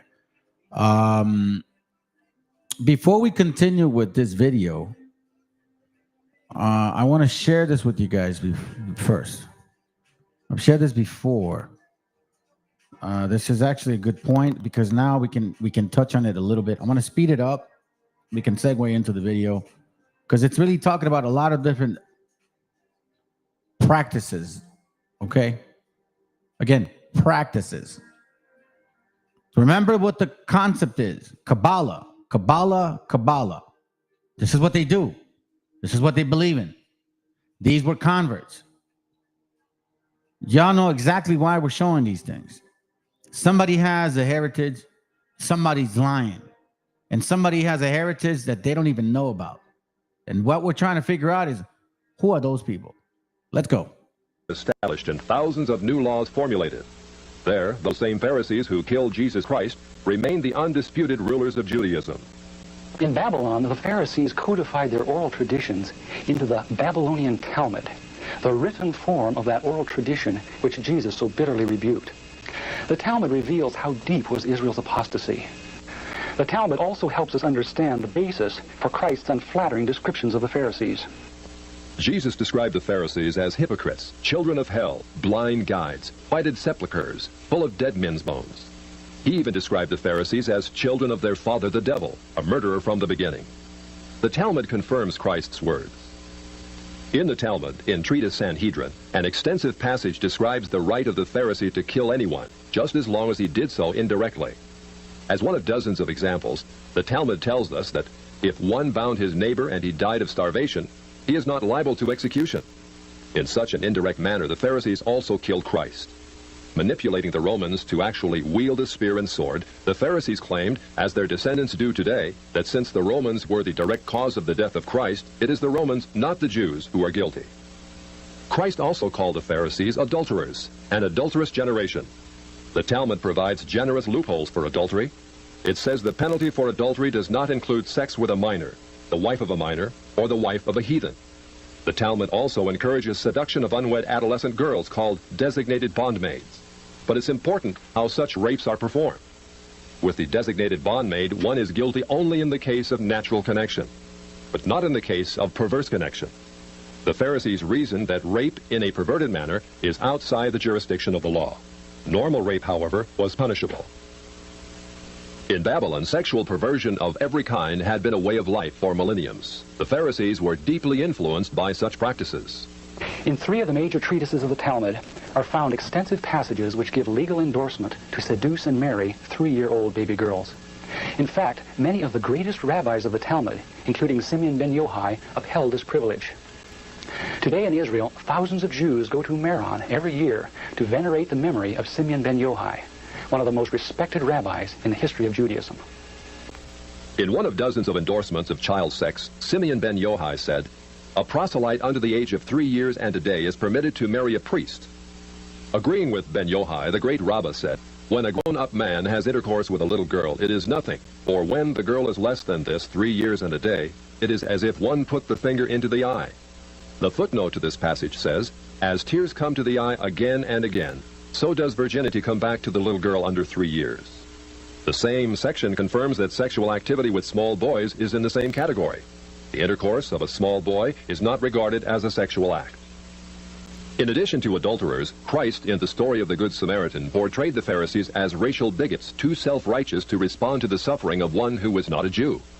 It is true, because of the wickedness of the Canaanites, which included sodomy and infant sacrifice, Israel had been commanded by God to be harsh in her treatment of the inhabitants of the land. God made it clear that the Canaanites were not simply to be avoided, but destroyed.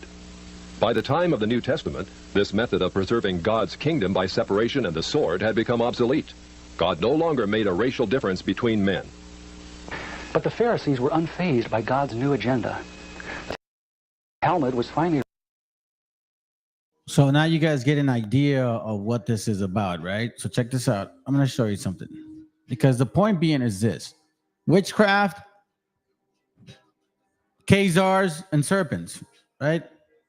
A lot of us tend to miss the beat or tend to misunderstand, or, you know, we just kind of want to label certain people and we don't really have a reason to. Well, I'm going to show you and express to you why, you know, this is important and you need to write this stuff down. You're going to start figuring out that this so-called teaching, or these people that claim to be certain people, it's pretty wicked stuff what they do. And it's not just a matter of one or two. It takes a whole nation of people and culprits to push an agenda. You know what I'm saying? Like that's common. That's common. In case you guys forget. So check this out. I'm gonna play this with y'all. Okay, watch it. But what? Y'all are Christians or not? Are you Christians or not? But I'm gonna show you why they talk this way. Remember where they learned this from. Never forget, I showed you guys this book by Bishop Matthews, right? Where Sakar, because you are enticed by your lust. Because a lot of you like lusting. They're giving you carnal food, and they're covering it up by saying, repent. I mean, then they say, well, you know, I mean, it's already written, so you know what I'm saying? Just be you. But what? Y'all are Christians or not? Are you Christians or not? But I'm going to show you why they talk this way. Remember where they learned this from. Never forget, I showed you guys this book by Bishop Matthews, right?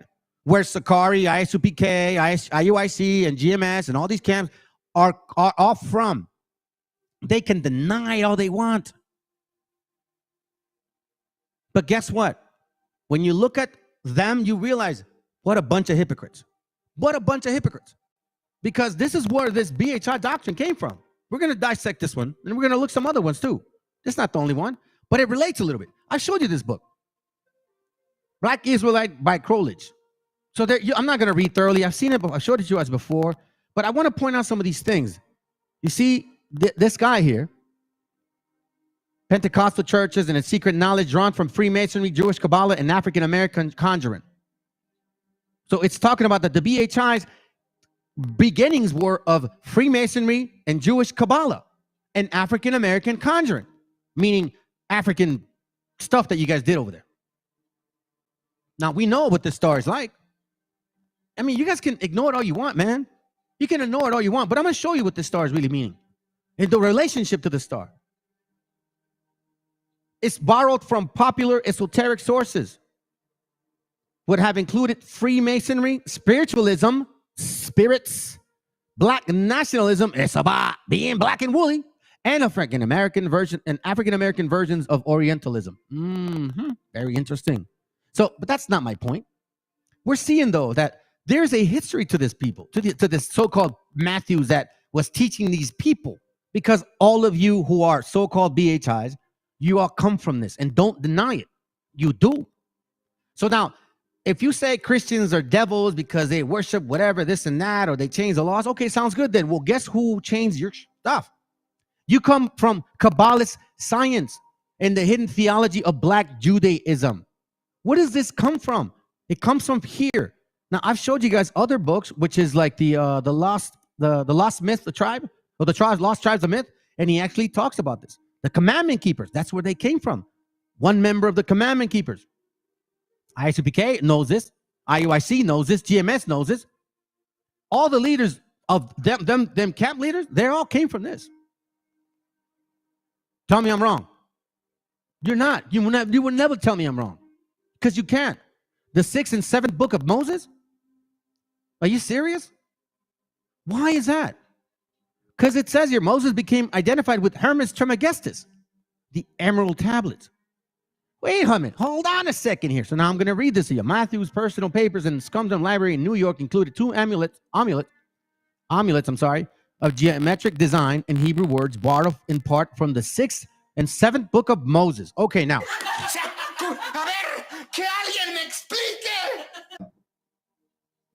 Is that in our book, so-called Bible? Old, New, and Old, Apocrypha, and New? No, it's not. And did they ever share this with y'all? No, they didn't. These amulets offer an unparalleled view into the hidden transcript in the private settings where Rabbi Matthews performed the more secret, transformative rituals at the hidden heart of Black Israelism. Let me read that for you to. Let me read that again, so people can hear it in the back. I like what that guy said that a long time ago. So people can hear it in the back. It says, these amulets offer an unparalleled view into the hidden transcript and the private settings where Rabbi Matthew performed the most secret, transformative rituals at the hidden heart of Black Israelism. So everything that you hear about Black Israelites comes from this. This is their root, okay? The square amulet in Matthew's personal paper was modified from the second temple of the Spirit of Fire, down on page 16 of the 16th and 7th book of Moses. What makes the derivation of Matthew's diagram from the de Laurence diagram indisputable is the fact that the de Laurence has produced a calligraphic error in the Hebrew that Matthews has repeated. The word at the bottom, haka'ak, meaning the power, has been miswritten. An errant vertical cross closes the gap. Look at that. What is that? Some kind of squared Hebrew diagram? What are you worshiping? In the middle letter, making it. I don't really want to get into it. I don't want to take too much time on this. Excuse me. It says here, let's see what else. There it goes. Look, it says here, the diagram consists of several Hebrew sentences printed over Magen David, literally a shield of David, or a 6-pointed star, which is common Kabbalist referent, man. So go watch that channel over there, bro. Go watch them. Enjoy yourselves. Enjoy that beautiful so-called wicked star. Enjoy it, man, because you're being led by spirits. And this is why it hasn't changed. These are the same people, just to tell you, because Christians will tell you, hey, being gay is cool. And, not the Republican ones, but, you go to church and they tell you, being gay is cool. It's okay. You can accept them, right? What's any different with that? Or, for example, you got these people in the streets now walking around with guns at camps. Yes, they have guns at camps, and they're telling them, well, we carry them in case somebody wants to get shot. But, I mean, I don't know, man. Maybe yo soy un lelo, you know what I mean? Maybe I don't know enough, I don't know. Maybe I like to keep things simple. But if I recall correctly, I remember something in Luke saying something like this. Okay, I'm just saying. Luke 9, and it says here, and he said unto them, take nothing for your journey. Neither staves, meaning sticks or a stick, nor script, meaning nothing planned to, I'm going to teach them this way. No. Neither bread, neither money, neither have 2 coats apiece. And whatsoever house ye enter into, there abide, and there then depart. And whosoever will not receive you, when ye go out of the city, shake off the dust from your very feet for a testimony against them. No. But you know what? Sakari now, it's okay to carry guns. I don't know what other camp is doing it, but that's the psychology. That's the spirits.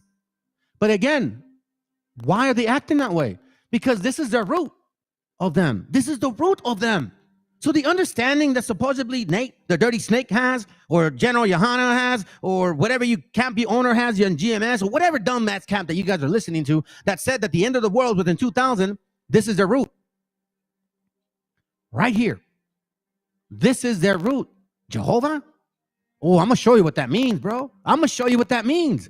Amulets, incantations. Matthew, God is even possible that through the ritual use of these amulets and incantations, Matthew believed himself able to unify the triune parts of the Pentecostal Godhead. God is the Father, he is the Son, and they meet via the medium of the eighth fire, the Holy Spirit. The Kabbalist diagrams that Matthew based his parts on the publications of De Lawrence seems to have provided ritual blueprints for the embodiment of divine power in the manner consistent with reputedly Jewish. Didn't what's his name, the Sakari group? Didn't they say that they read the Talmud? You got time to study that, bro? It's very clear. So where are your sources? So your spirituality, where you guys come from, Black Israelism, was lived through secret spiritualists and Kabbalist rituals that taught openly through Masonic affiliates and Sunday schools. On a larger scale, the rise of mystical African American esoteric religions at a height of 1920. So here's one example. That's why it says test the spirit. That's why it says test the spirit. Now I'm going to bring you some attention to some facts here, because I think it's very clear that, like I said before, we know in part, we understand in part. This is from a book that I have. Hold on, is it 115? The 1963 or 73, I can't remember the year. The Zondervan Pictorial Dictionary Bible. And it's a lot more thorough than the dictionary Bible that you guys buy at the store, the little one. This is a lot more thorough.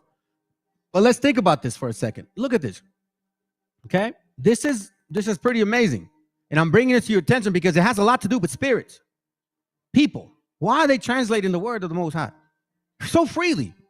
And then telling you, oh, if you don't understand this, then you don't got the spirit, so you're going to hell? Is that what it is? The word Bible is from Biblia or Biblion, the diminutive of Biblios, book from Biblios papyrus. In ancient times, papyrus was used in making the paper from which books were manufactured. Okay? So we get a little idea here. The word Biblion and Biblia are used in the Old Testament, or I believe this is Septuagint, and the Apocrypha for the scriptures. Dan 9:2, Maccabees 1:56, 3:48, 12:9. But about the 5th century, listen to this. The Greek church fathers applied the term Biblia to the whole Christian scripture. Later, the word phased out in Western church, and although it's really a plural neuter noun, it comes to be used as Latin as a feminine singular. Thus, the books became the common concept, the book. So you see how it's just one word can make a difference of the entire meaning, which is why when you read Sirach, let me go you back real quick. When you read Sirach here, you actually read the interlude, right? The prologue, I'm sorry, of the wisdom of Jesus, the son of Sirach. He says here real quick, wherefore let me entreat you to read it with favor and attention, and to pardon us, wherein we may seem to come short of some words which have labored to interpret. For the same thing uttered in Hebrew, not Paleo-Hebrew, not an Aramaic script, definitely not that damn Yiddish. It says it, where we may seem to come short of some words, we have labored to interpret. For at the same thing uttered in Hebrew, the original, and translated into another tongue, have not the same force in them, nor understanding. Which is why the scriptures say precept upon precept. Which is why the scriptures say he will lead his people. Some of y'all believe it, some of you don't. Where we seem to come short of some words. For the same things uttered in Hebrew and translated in another tongue have not the same force in them. And not only these things, but the law itself and the prophets and the rest of the books. Damn. For have no small difference when they speak, when they are often spoken in their own language. For in the 8th and 13th year, for in the 8th and 13th year coming into Egypt, I don't want to read that because it's taking too long. It's not the point. But you see how we're coming about? Clearly tells you, listen, man, you got to go deep. Because who are you studying for? Like, for real, man, who are you studying for? Matter of fact, let's get that. Okay, cool. Sound good. 2 Timothy 2:15, it says here, study to show thyself approved unto God, a workman that needeth not to be ashamed, meaning not afraid, rightly dividing the word of the truth. But shun profane and vain babbling, for they will increase unto more ungodliness, which is why I'm leaving that away, man. You guys are profane and you're just babbling now, vain babbling. You have not brought us nothing new since I've been around out here now for 2 years, right? Me and my channel. Prior to that, I was stuck in a room with a bunch of dummies too. And yet, I don't know, man. I'm learning more from other brothers than these fools. It's sad. It's a sad case, man. You guys are in a sad surrounding right now. That's why it's important to show thyself approved unto the Most High, not unto these men. Rightly dividing the word of truth, meaning you got to do the work. You got to put the study. You can't just sit back here and get entertainment from people. Oh, I just want to hear people debate and argue. Yeah, well, guess what? You're going to stay here and there, keep debating and arguing in freaking hell. So as you can see, this translation, man, you know, this translation is pretty heavy. We went through several ones. The Greek, and then we have different books. You have the Septuagint, then the Masoretic, and now we have it in Greek too, Latin, Spanish, English, with their own versions, with their own translations. And you know what's worse? And we start looking at the people that actually were touching this book. It's pretty nuts, man. Seriously, it's very crazy to be quite frank with you. I'm gonna touch on that right now. Don't forget, it's all good. It's all good. We have a person like William Tyndale, the next great figure, around 1492. He made some changes to the book or books. So because what? You think because they know more than you, you're cool with that?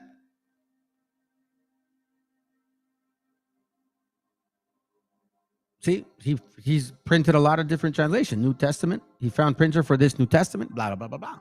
Look, this is what we're dealing with. Translations. Old and New Testament appeared very early in translations.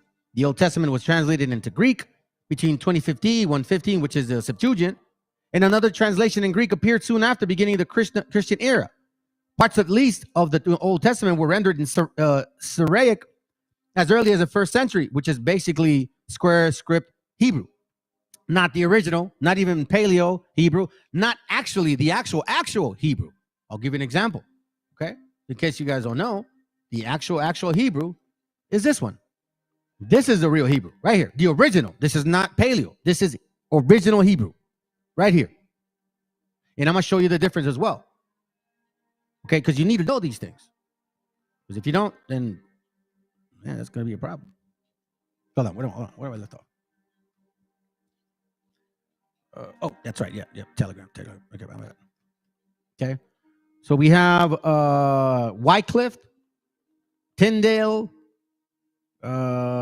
translations, Bible English versions, not one. Michael Corvardale, 1535. Lots of changes. King James, English Revised Version, King James, the Great Bible, Thomas Matthews, the Genevan Bible, the Reims and Dual Version, the Bishop, whatever, Elizabeth. I mean, you name it. Whatever tickles your giggle, go with that. And that's some sad stuff, family. Revised Standard Version, English Version. And people, I'm telling you right now, what I've realized is just that, man. People are afraid. And if you don't understand that there's a psychological attack behind all this, then I don't know what to help you with.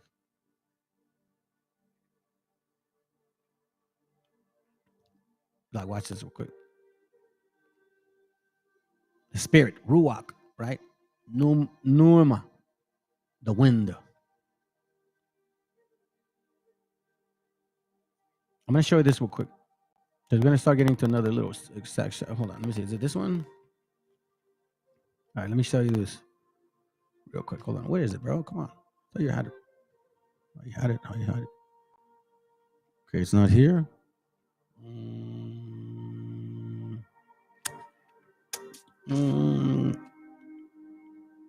Oh, yeah. Yeah, that's it. Here it goes. So I wanted to show you this. I looked this word up. It was right next to it. I'm gonna share with you what this is. Sulfureth. It's spelled different, so I guess it's not. My bad. It's not the same page. It's a different page. Sorcery. It says here, magos, right? One who claimed to have supernatural power or knowledge. He often used magic, potions, and was considered to be in the league with evil forces. The practice of sorcery was widespread in ancient times. Exodus 7:11, and was regarded as evil practice for Israel. The practice of the occult arts was prevalent in the New Testament days. Simon of Samaria used sorcery, but was converted under Philip. Paul and Barnabas found a sorcerer in Paphos. But it's been going on since back in the day, right? Sorcery, enchantments. Why? Why the need? Well, I mean, if you guys remember, who was dealing with sorcery? So now, let me start showing you some things here, okay? So I can at least try to put it together. So, brother had given me this some time ago, okay? I want you guys to pay attention.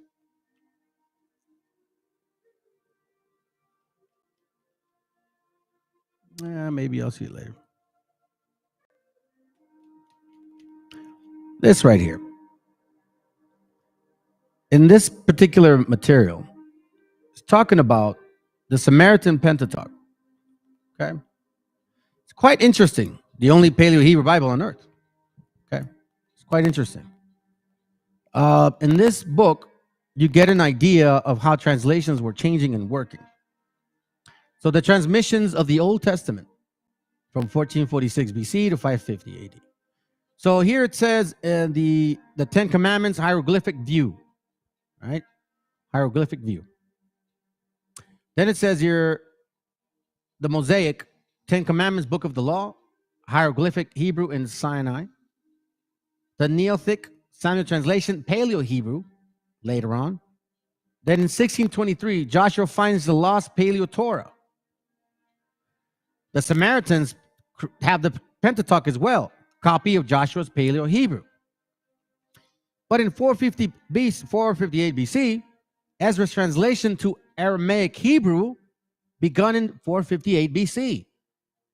Aramaic Hebrew, which is called today square script Hebrew, moves Joshua's altar from, and then that's when they're starting to argue about the differences, right? But again, what did I read in Sirach? Because it doesn't have the original translation, they're doing it in part. Because they had the Paleo-Hebrew, but that wasn't enough. Then after that, we get the Septuagint, the Greek translation, the birth of the synagogue, as we know it, and then Aramaic Hebrew, square script. So we see it's moving right along. But as more translations you get, the less understanding, the less clear it becomes. I'll say it like that. Then in 160 AD, you got the Masoretic translation, and then Masoretic or Masoretic translation. Then we see the Septuagint, Vaticanus, more translation, and then so on and so forth. Then King James now. King James. So the reason I'm bringing the example is because when I'm looking at these things, these guys are also talking about Dead Sea Scrolls. They're talking about a bunch of different things, right? That some of you guys, like some Old Testament keepers, they go and say, oh, the Dead Sea Scrolls are legitimate. I don't know why you guys believe in the Messiah. F him. The New Testament. But yet, he's in there too. I just don't understand this, man. You are very selective in your things. Every one of you. So now I have to question your spirit. I have to understand now what's going on. Wisdom of Solomon 5:7. We wearied ourselves in the way of wickedness and destruction. Yea, we have gone through deserts where they lay no way. But as for me, the way of the Lord, we have not known it exactly, man, for quite some time. Everybody's being misled by spirits, and everybody's being too afraid to study. And the moment you think, oh my God, I don't know, then you go resort back to your fear once again. And that fear has a lot to do with your lack of repentance, in case you don't know it. I don't want to get too much into this, but you see here that the translations are pretty legitimate.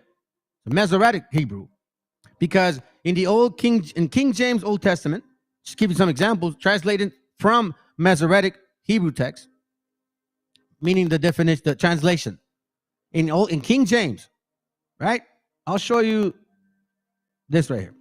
Proverbs 21:12. The righteous man wisely considereth the house of the wicked, but God overthroweth the wicked for their wickedness. Proverbs 21:12. A righteous man understands the heart of the ungodly and despises the ungodly for their wickedness. Okay, a little more clear to understand. Proverbs 21:15. It is joy to the judgment, but destruction shall be to the worker of iniquity.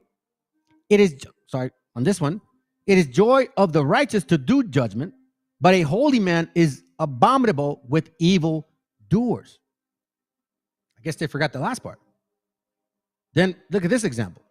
The wicked shall be a ransom for the righteous, and the transgressor for the triumph.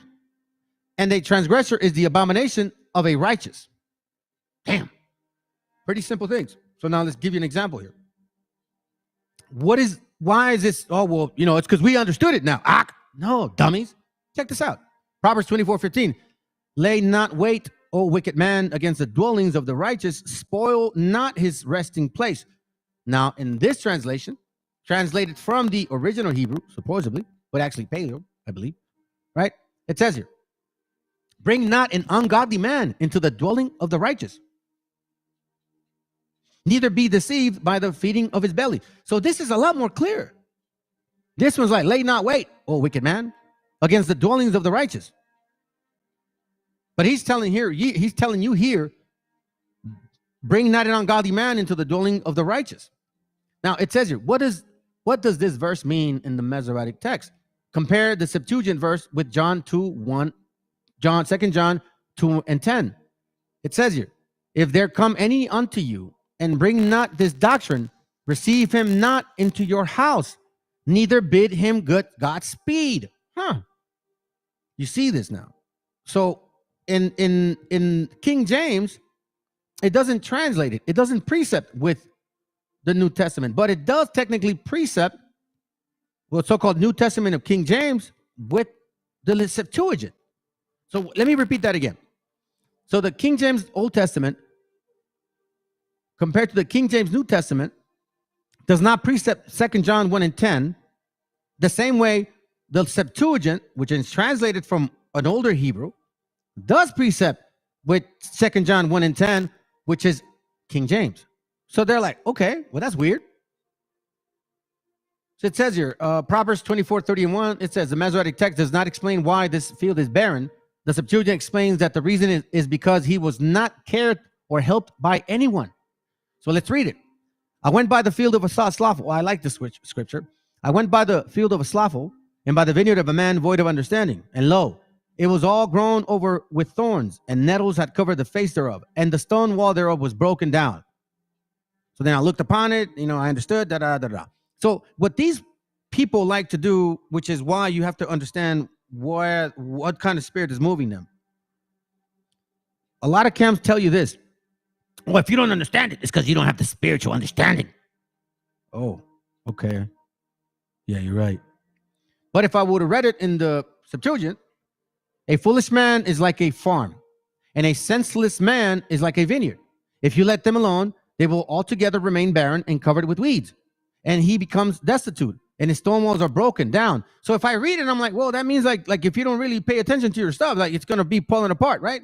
Well, exactly, you got the spirit, But when they read Proverbs 24 and 30 and 31, oh, I don't know. No, you're not ready.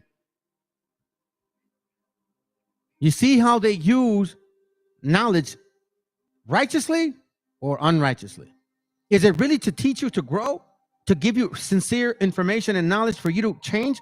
Or is it to make sure that they're the head and you're the tail? Proverbs 27:21, as the fining pot is, for silver.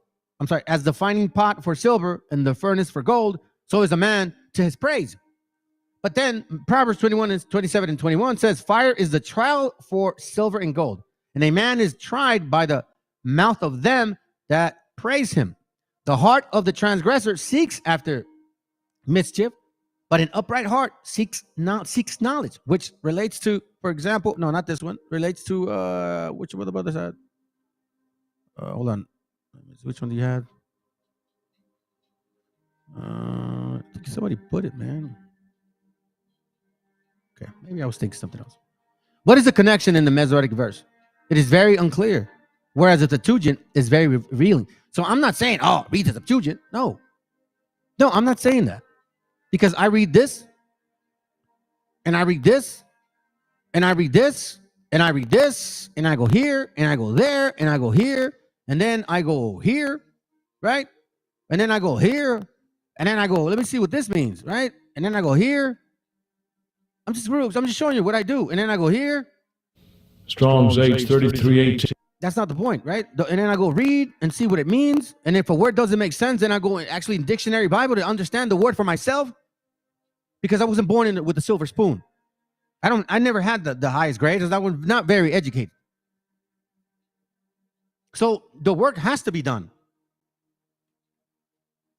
I'm showing you this so you can see, like, what there's so much out there that could easily confound you. And if you are not focused on what's really important, I've showed you examples of what really matters. It's not about knowledge. It's not about you knowing more than others. It's about how much more does it need for you to change within yourself, to let go of these old ways, to really, really be an example, not just to your family, but to the nations. Because a lot of you guys I don't think a lot of you guys think that way. Y'all hate these other nations, yet the scripture said, man, you're the example. You're the light. But you sure as hell don't show it. You don't show the light. Not one bit. Showing the Dead Sea Scrolls right here. Emmanuel. The young woman has conceived, bearing the son, blah, blah, blah. And you see this in here too. The reference of, take counsel together, but it will be brought nothing, speak a word, but it will not stand for Emmanuel. For the Lord spoke to me with great power, instructed me not to walk in the ways of these people, saying, right?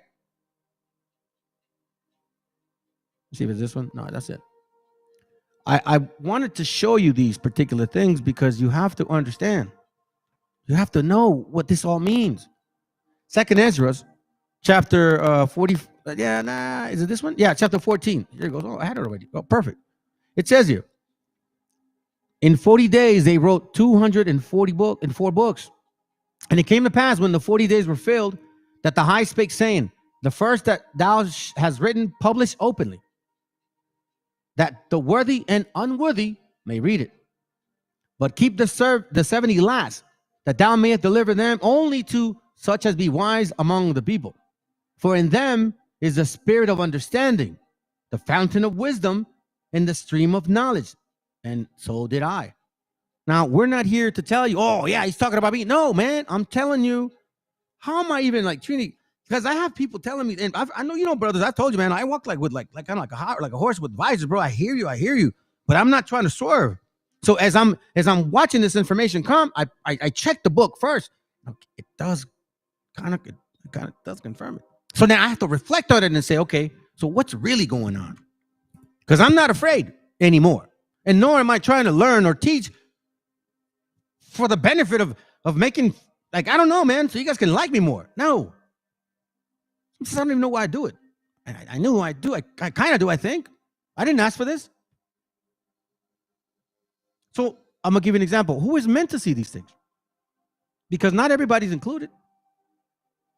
What I love the most is when you start putting these books together and you kind of see some of these words taking place in its own way. And then you kind of say, you know what? They might not be wrong, man. They might not be wrong, because when I started dissecting the new moon, I had to go to some of these other books.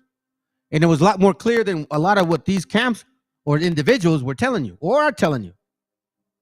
Because they're only regurgitating stuff, or I'm I hate to admit it, they're watching this channel and telling you they hate me. Enoch 103, chapter 103, verse 7. Now will I point out a mystery. Many sinners shall turn and transgress against the word of uprightness. They shall speak evil things. They shall utter falsehood. The end of the world is in 2000. Jesus is black. No, he's white. No, he's Mexican. Execute great understandings. Execute great undertaking. So let me read that again. They shall speak evil things. They shall utter falsehood. Execute great undertakings and compose books in their own words. But when they shall write all my words correctly in their own language, they shall neither change or diminish them, but shall write them all correctly, all which from the first I have uttered concerning them. Then it says, another mystery also I point out, to the righteous and to the wise shall be given books of joy, books of joy, books of integrity and of great wisdom. To them shall books be given, in which they shall believe, and in which they shall rejoice, and all the righteous shall be rewarded, who from these shall acquire the knowledge of every upright path, because you have to watch the way that you're walking, right? Thank you, bro. Look, for example, these guys have a military style boot camp.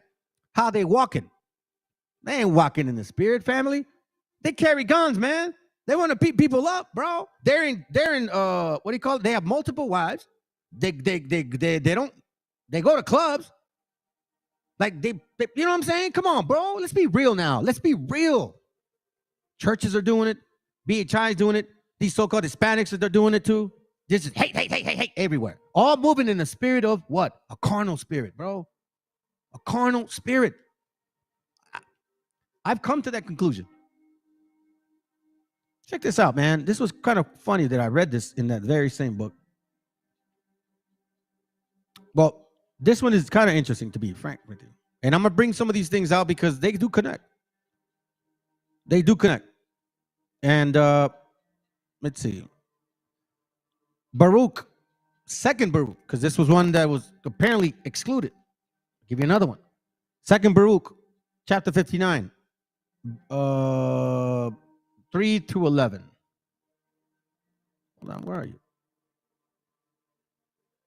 It says, but also the heaven will be shaken from its place at that time. That is, the heavens which are under the throne of the Most High, the Mighty One, were severely shaken when he took Moses with him. For he showed him many warnings together.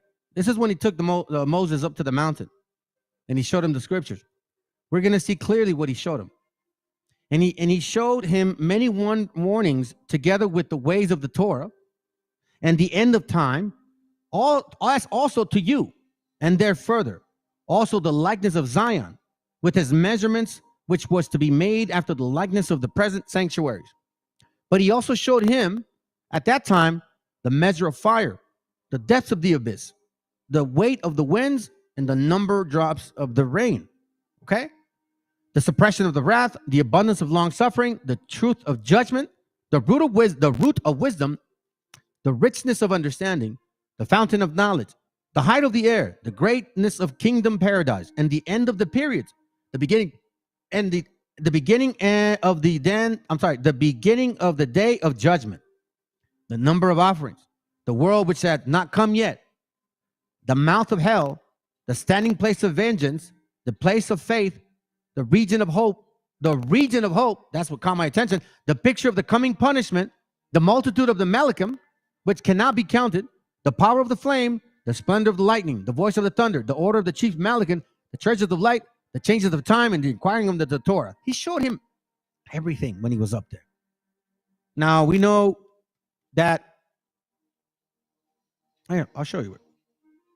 Second Esdras, watch this. If it happened to him, I remember reading it here. So let's go to it.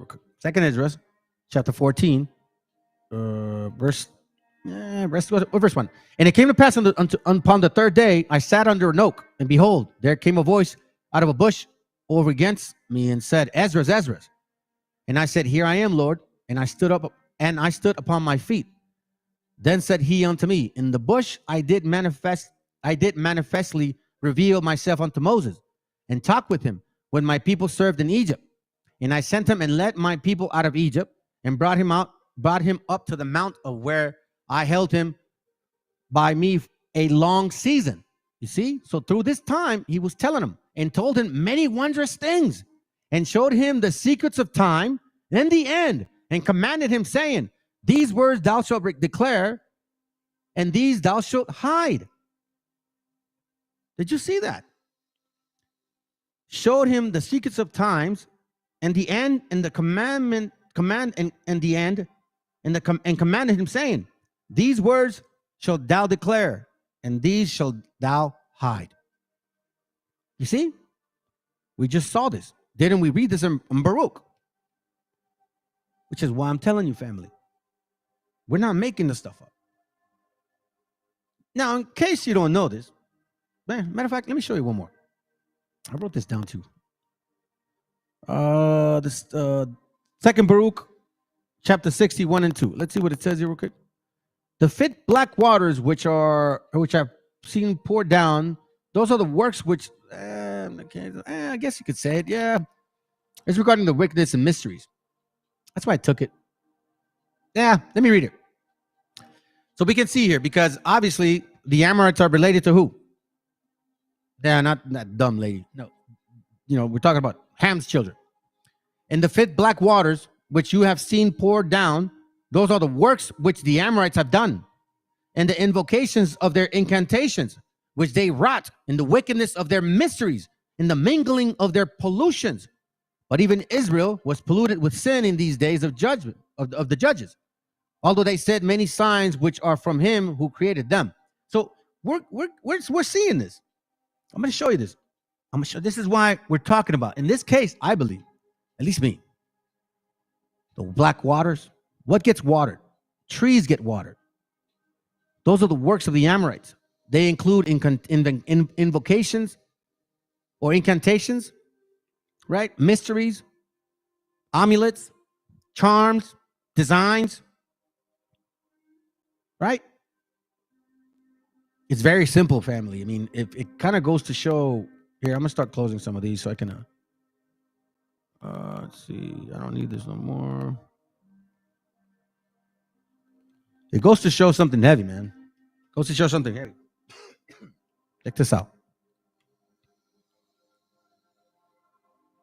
1 Kings chapter 8.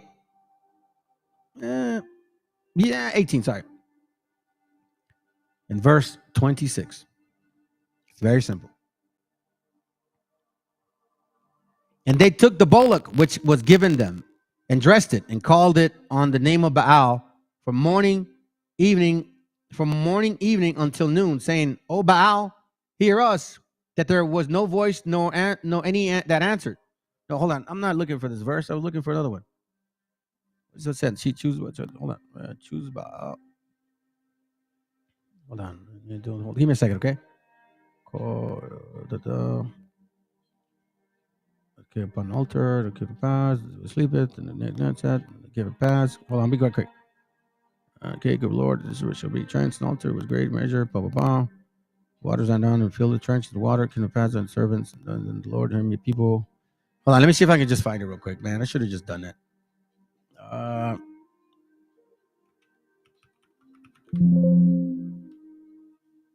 Hold on.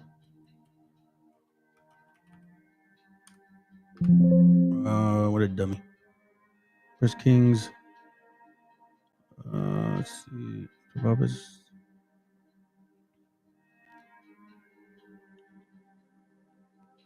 Man, it sucks when I lose it. This is the purpose. Choose your bullock when says, and you're going to be here. Let me just try to go for the back, okay? I'll go here. It says here, man, I don't want to really spend too much time on this here. Choose your bullock. Many call. Well, in this chapter, just to kind of tell you what I was trying to prove, it was basically saying, hey, choose God or choose Baal. It's pretty much what it's saying. You have a choice. You can either continue in your folly or wake the hell up. And here's what I'm saying by this. These translations are for examples, okay? It's not to teach some foolish doctrine.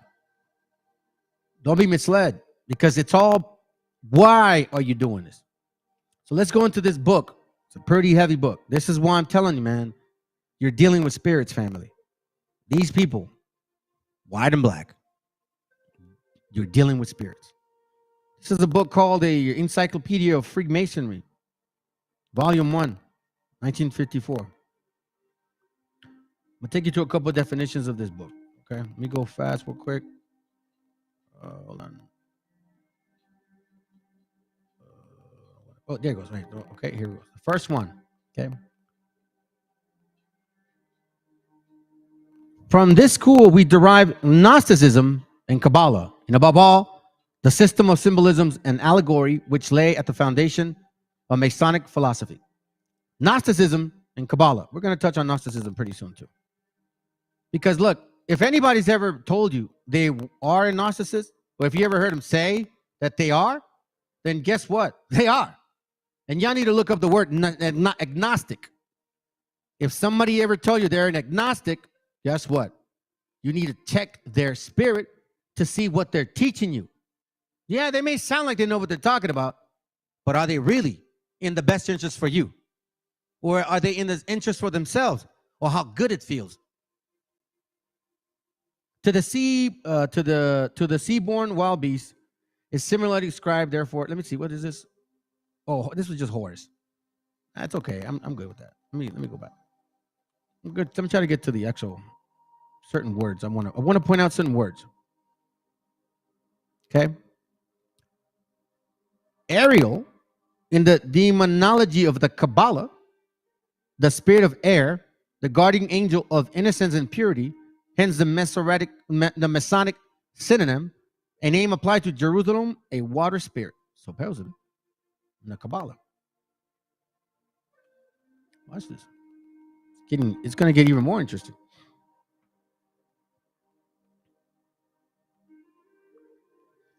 See a lot of these esoteric Kabbalistic signs. That's what something similar to what Matthews was doing, that BHI dude. Mystery schools, right? I think those guys are so good at wearing the aprons. You know, the purple church. And they even have one of the leaders even has a Libra. I don't know why. Well, I know he assumes that's what it is, but I know damn well it's not. Let's continue here real quick. All right, here we go. Gnostic, agnostic, has been employed to designate several sects that sprung up in eastern parts of Roman Empire about the time of the advent of Christianity. Although it is supposed that their principal doctrines have been taught centuries before in many of the cities of Asia Minor, the word agnosticism is derived from the Greek word gnosis.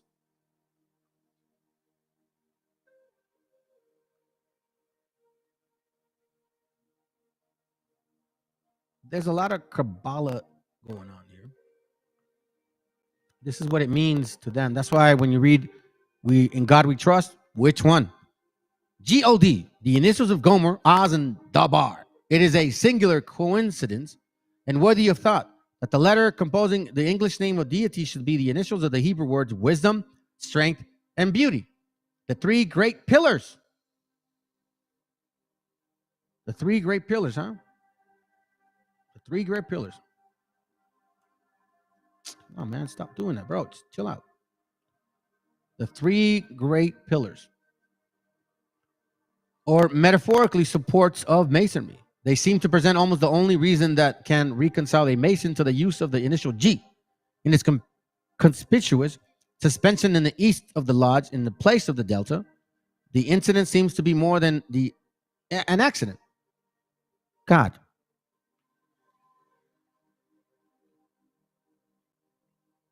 So now you know when you say we trust in God, isn't this the same thing that ISUPK wears? I'm sorry, IUIC? Don't they also wear bracers too? Don't these guys also wear fringes? Why are you guys ignoring that? What spirit are they coming from to you? Now we're going to get deeper into this.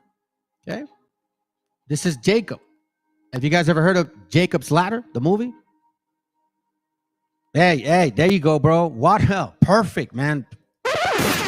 Ariel, water spirit, effeminate spirit. That's what it is, an effeminate spirit, which is relating to so-called wisdom, but it's an effeminate spirit.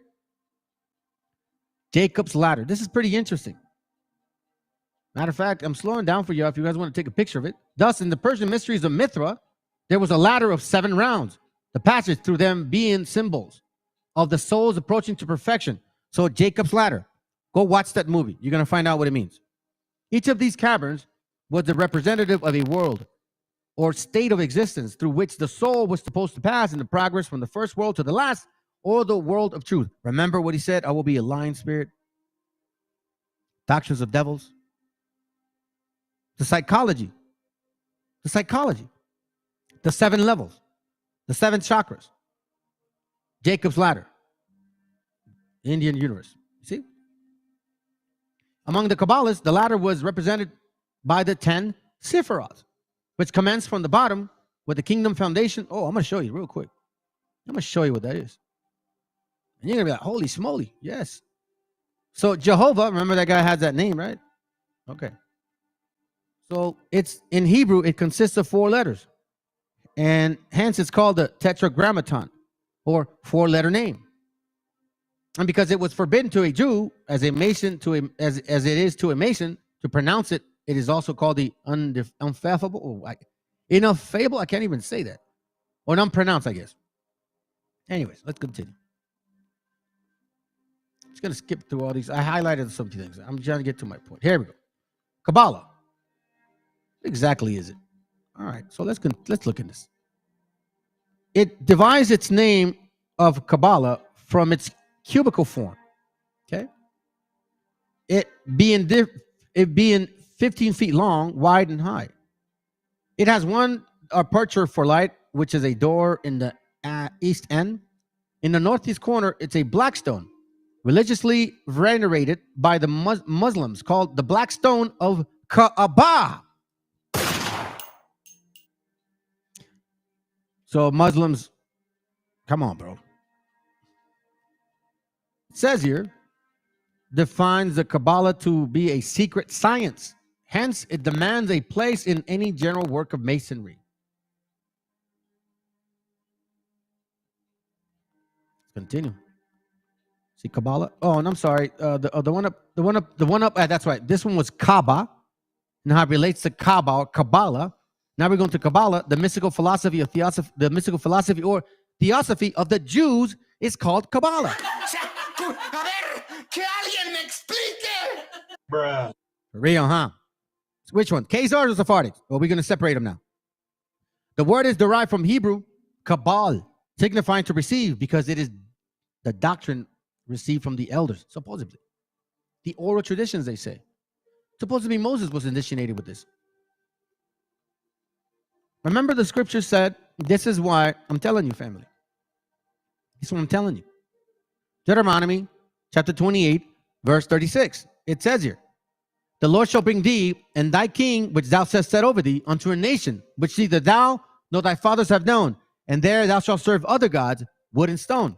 Verse 64. And we know we've been scattered, so shut up, you silly, uneducated fools. And the Lord shall scatter thee among all people, from one end of the earth even unto another. And there thou shalt serve other gods, which neither thou nor thy fathers have known, even wood and stone. Now we're going to get deeper into this. The Zohar means splendor. The Kabbalah is divided in 2 kinds, the practical and theoretical. I'm having a hard time reading today, man.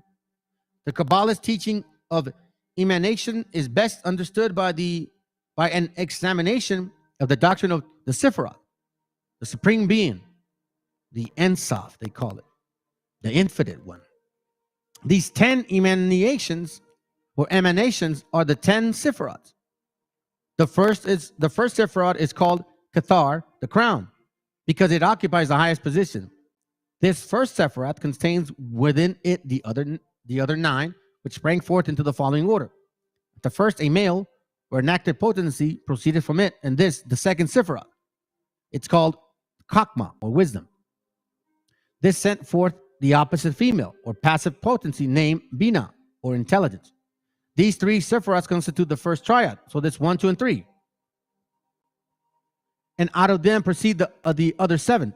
From the junction wisdom, intelligence came the fourth Sephiroth, test, or mercy. You see how it's actually naming them.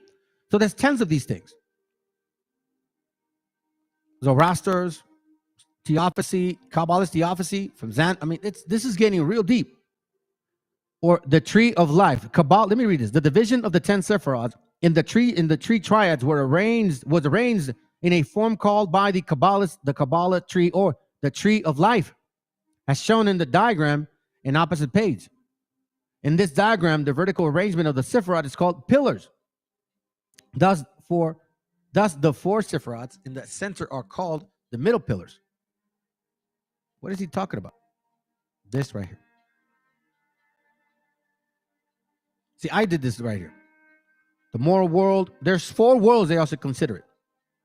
4 worlds, 10 heads, or 10 understandings, and each one has 10 crowns. 1, 2, 3, 4, 5, 6, 7, 8, 9, 10. These 10 Sephiroths constitute in their totality the Aslitic world, or the world emanation, and from it proceeded 3 other worlds. The 10 Sephiroths are collectively denominated the archetypal man, the microcosm, as the Greek philosophers called it, and each of them referred to a particular part of the body. Thus, the crown is the head, wisdom the brain, intelligence the heart, which was deemed the seat of understanding. These 3 represent the intellectual, and the first triad is called, therefore, intellectual world. The other one is mercy. These 3 represent the moral qualities, hence the second world, fourth world. Now, where am I going with all this? This is their foundations. This is their secret teachings. Now, they might come to you and tell you that I'm lying, but I don't believe so. As above, so below, right? Chem, meaning chematic, meaning ham. The Egyptian deity Amun, in position metaphorically used in representation of Buddha, and by Hermetic philosophers, one hand towards heaven and the other towards nation. As above, so below. Wow, just some pictures.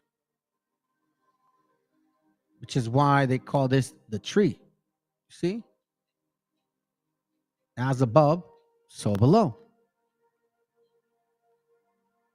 Hermes Trismegistus had the same concept, I believe. So does Baphomet. As above, so below.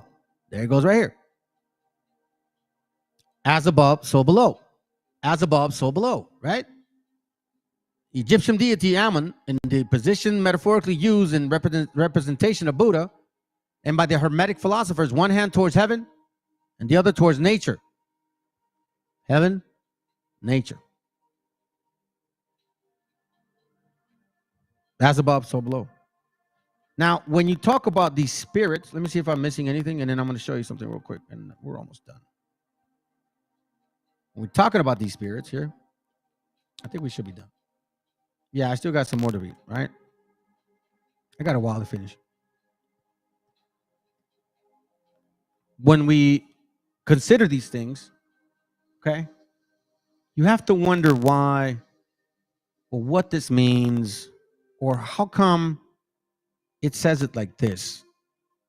Revelation 13:1, and I stood upon the sand of the sea, and I saw a beast rise up out of the sea, waters, having 7 heads and 10 horns, and upon his horns 10 crowns, and upon his head the name of blasphemy, which is because of what this actual Sephiroth concept. Hopefully I didn't close it. Because you're talking about this right here. 10 heads. Read it again. I saw 7. Let me just kind of read to this part. Having 7 heads and 10 horns. Now, some people can say it's nations. You're probably right. I wrote it down too. These are the heads, right? Okay, so now let me go back to the 7 chakras here. The 7 levels, or remember what we were reading earlier? Jacob's ladder. Remember that? Okay, that's what I'm talking about, family. Jacob's ladder right here. The chakras, the 7 levels of understanding. This is what it's about. The 7 steps were emblematical over the 7 worlds which constituted the Indian universe. The lowest was the earth, the second world of pre-existence, the third heaven, the fourth middle world, the intermediate region between the lower and the upper world, the fifth. All of that chakra concept, goes down. If you're in a lower level, you got to go into the pineal gland. Yeah, you got to do pineal gland. And if you do this and you do that, now you're going into alchemy. And I've heard GMS people talk about that too. No lie. Among the Kabbalists, the ladder was represented by the 10 saffirats, which commencing from the bottom were the kingdom, foundation, splendor, firmness, beauty, justice, mercy, intelligence, wisdom, and the crown by which we arrive at the Ein Sof, or the infinite, or the tetragrammaton, which in the scriptures it says, once again, going back to it, it says, and I stood upon the sand of the sea, Revelation 13:1, and I saw a beast rise upon the sea, having 7 heads, 7 levels of understanding, 7 chakras. It's all that philosophy. 10 horns, the power behind it. This religion stuff, man, I'm telling you, family, when I started looking at the spiritual aspect of it, I started noticing these things. And upon his horns, 10 crowns. So each so-called level or thought is surrounded by a crown. And upon his head, the name of blasphemy, tetragrammaton, that's what they call it. They call this thing tetragrammaton right here.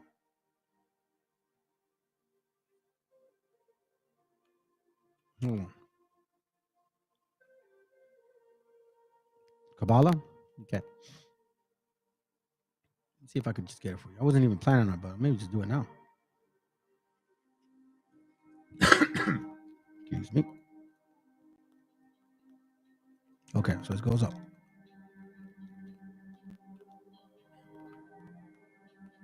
So it's tetragrammaton. Let's see if I can find it.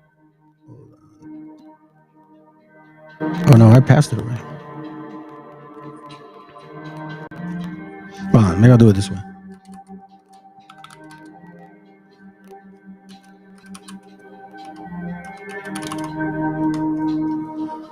Let's see, 1, 2, 3.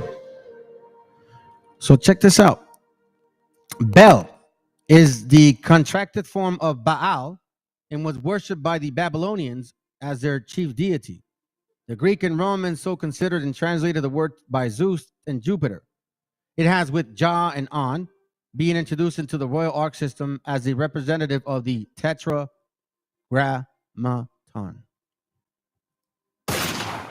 At the secession of General Chapter of the United States, 1871, this error was corrected, and while the tetragrammaton was declared to be the true omnific word, the other 3 were permitted to be retained as merely explanatory.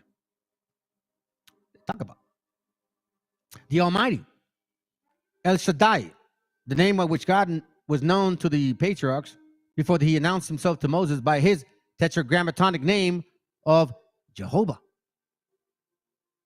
Tell me online. Adonai. Tetragrammaton. So the name of the Most High to them is tetragrammaton. The burning bush, which came forth the tetragrammaton. Considered the what? The symbol of the divine light and truth. It says, out of this tree ye shall not eat. Masonic traditions inform us that the captive Jews were bound by their conquerors, blah, blah, blah, blah. Let me get to the tetragrammaton part. I'm going to look into this further. Let me see. Hurry up. There's no definition for it? Ooh, interesting. Well, I guess I see. On the reverse is a blazing triangle with the tetragrammaton at the center as Samaritan letter. What are you talking about? The Knights of, oh man, yeah. Anyways, this is a pretty yeah. I'll leave it for another day. But again, where are the origins from this books? Like, remember it says in Exodus we were already doing this, and it said when you go to that land, don't do those things that those people do.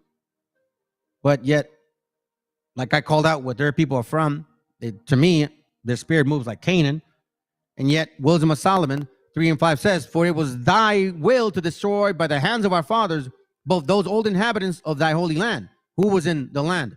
Canaan, whom thou hated for doing most odious works of witchcraft and wicked sacrifices. Amorites, all of that stuff. What do we see? They go back to it again. They're going back to it again. Whom thou hated for doing most odious works of witchcraft and wicked sacrifices, and also these merciless murders of children, and the devours of man's flesh, in the feast of blood, with their priests out of the midst of their idolatrous crew, and the parents that kill with their own hands souls destitute of help, meaning giving to the fire, or what we would consider today as abortion. So when you look back and start seeing who is really, or why are you doing this? Why are you teaching it?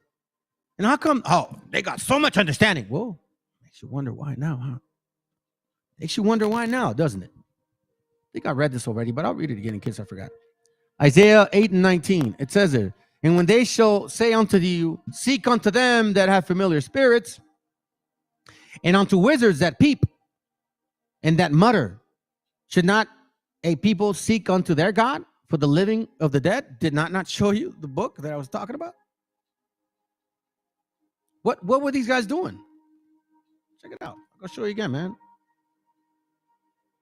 Show you again real quick. Let me see. We'll do files. This one. Remember this book? Who's doing incantations? Who's doing incantations? Who's doing Kabbalah stuff? Who's writing from the 6 or 7 books of Moses, meaning the secret so-called, I don't even want to talk about that one. That's nuts. I saw it already. Kabbalist science and the hidden theology of Black Judaism. This is their root. And scripturally speaking, now we need to know. And when they shall say unto you, Isaiah 8:19, seek unto them that have familiar spirits, and unto wizards that peep and that mutter. Well, here we see that these people were doing incantations. The Falasha fathers. Matthew over here, Mr. BHI, father of Jake the Snake. I'm kidding, not the father, but the father in the doctrine in sense. Black Judaism. I'm not lying, family. So you have to understand what kind of spirit you're dealing with. So are you really interested and inclined to deal with people that have been dealing with familiar spirits? Once you request this info, you think those spirits are going to leave you? It's like playing a Ouija board, bro. I've never played it. I'm too afraid of that crap. I don't know if it's real, but I'm not interested to know. But once you open that door, it's over. Leviticus 19:31, regard not them that have familiar spirits, neither seek after wizards. Regard not them. Yeah, they look like they know what they're talking about. But then when you see the history, whoa. Nah, I'm not interested in doing what you're doing. Regard not them that have familiar spirits, neither seek after wizards to be defiled by them. I am the Lord your God. So then, these BHIs have something to answer because they're reverend this guy. Nate the Snake was defending this guy. Are we going to ignore that now? That doesn't matter? Or are we going to be respectful to the people? Oh, no. You know what? Study to show yourselves approved unto Nate, unto GMS, unto General Yohana, unto, I don't know, whatever stupid camp you guys follow. What, Sakari's, the gorilla looking fool? That guy. Show yourselves approved unto him.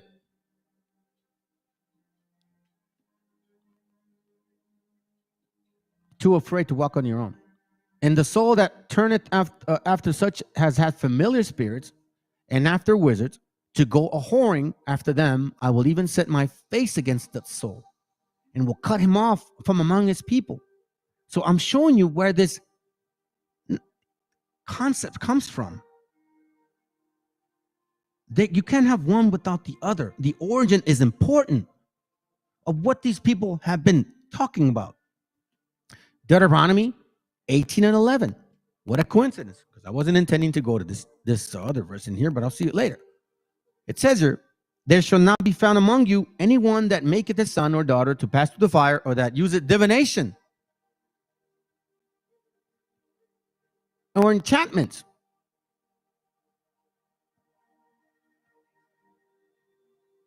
What do you mean? 2 amulets shed light on Matthew's esoteric theology, part of the secret knowledge at the heart of black Israelite belief.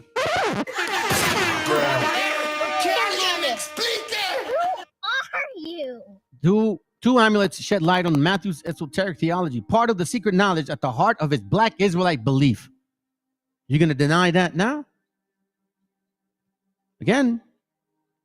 Or that useth divination, or an observer of times, or an enchanter, or a witch, or a charmer, or a consulter with familiar spirits that will bring that psychology to destroy yours, or a wizard, or a necromancer. For all that do this are an abomination unto the Lord. And because of these abominations, the Lord thy God doth drive them out from before thee. Well, I find it so ironic.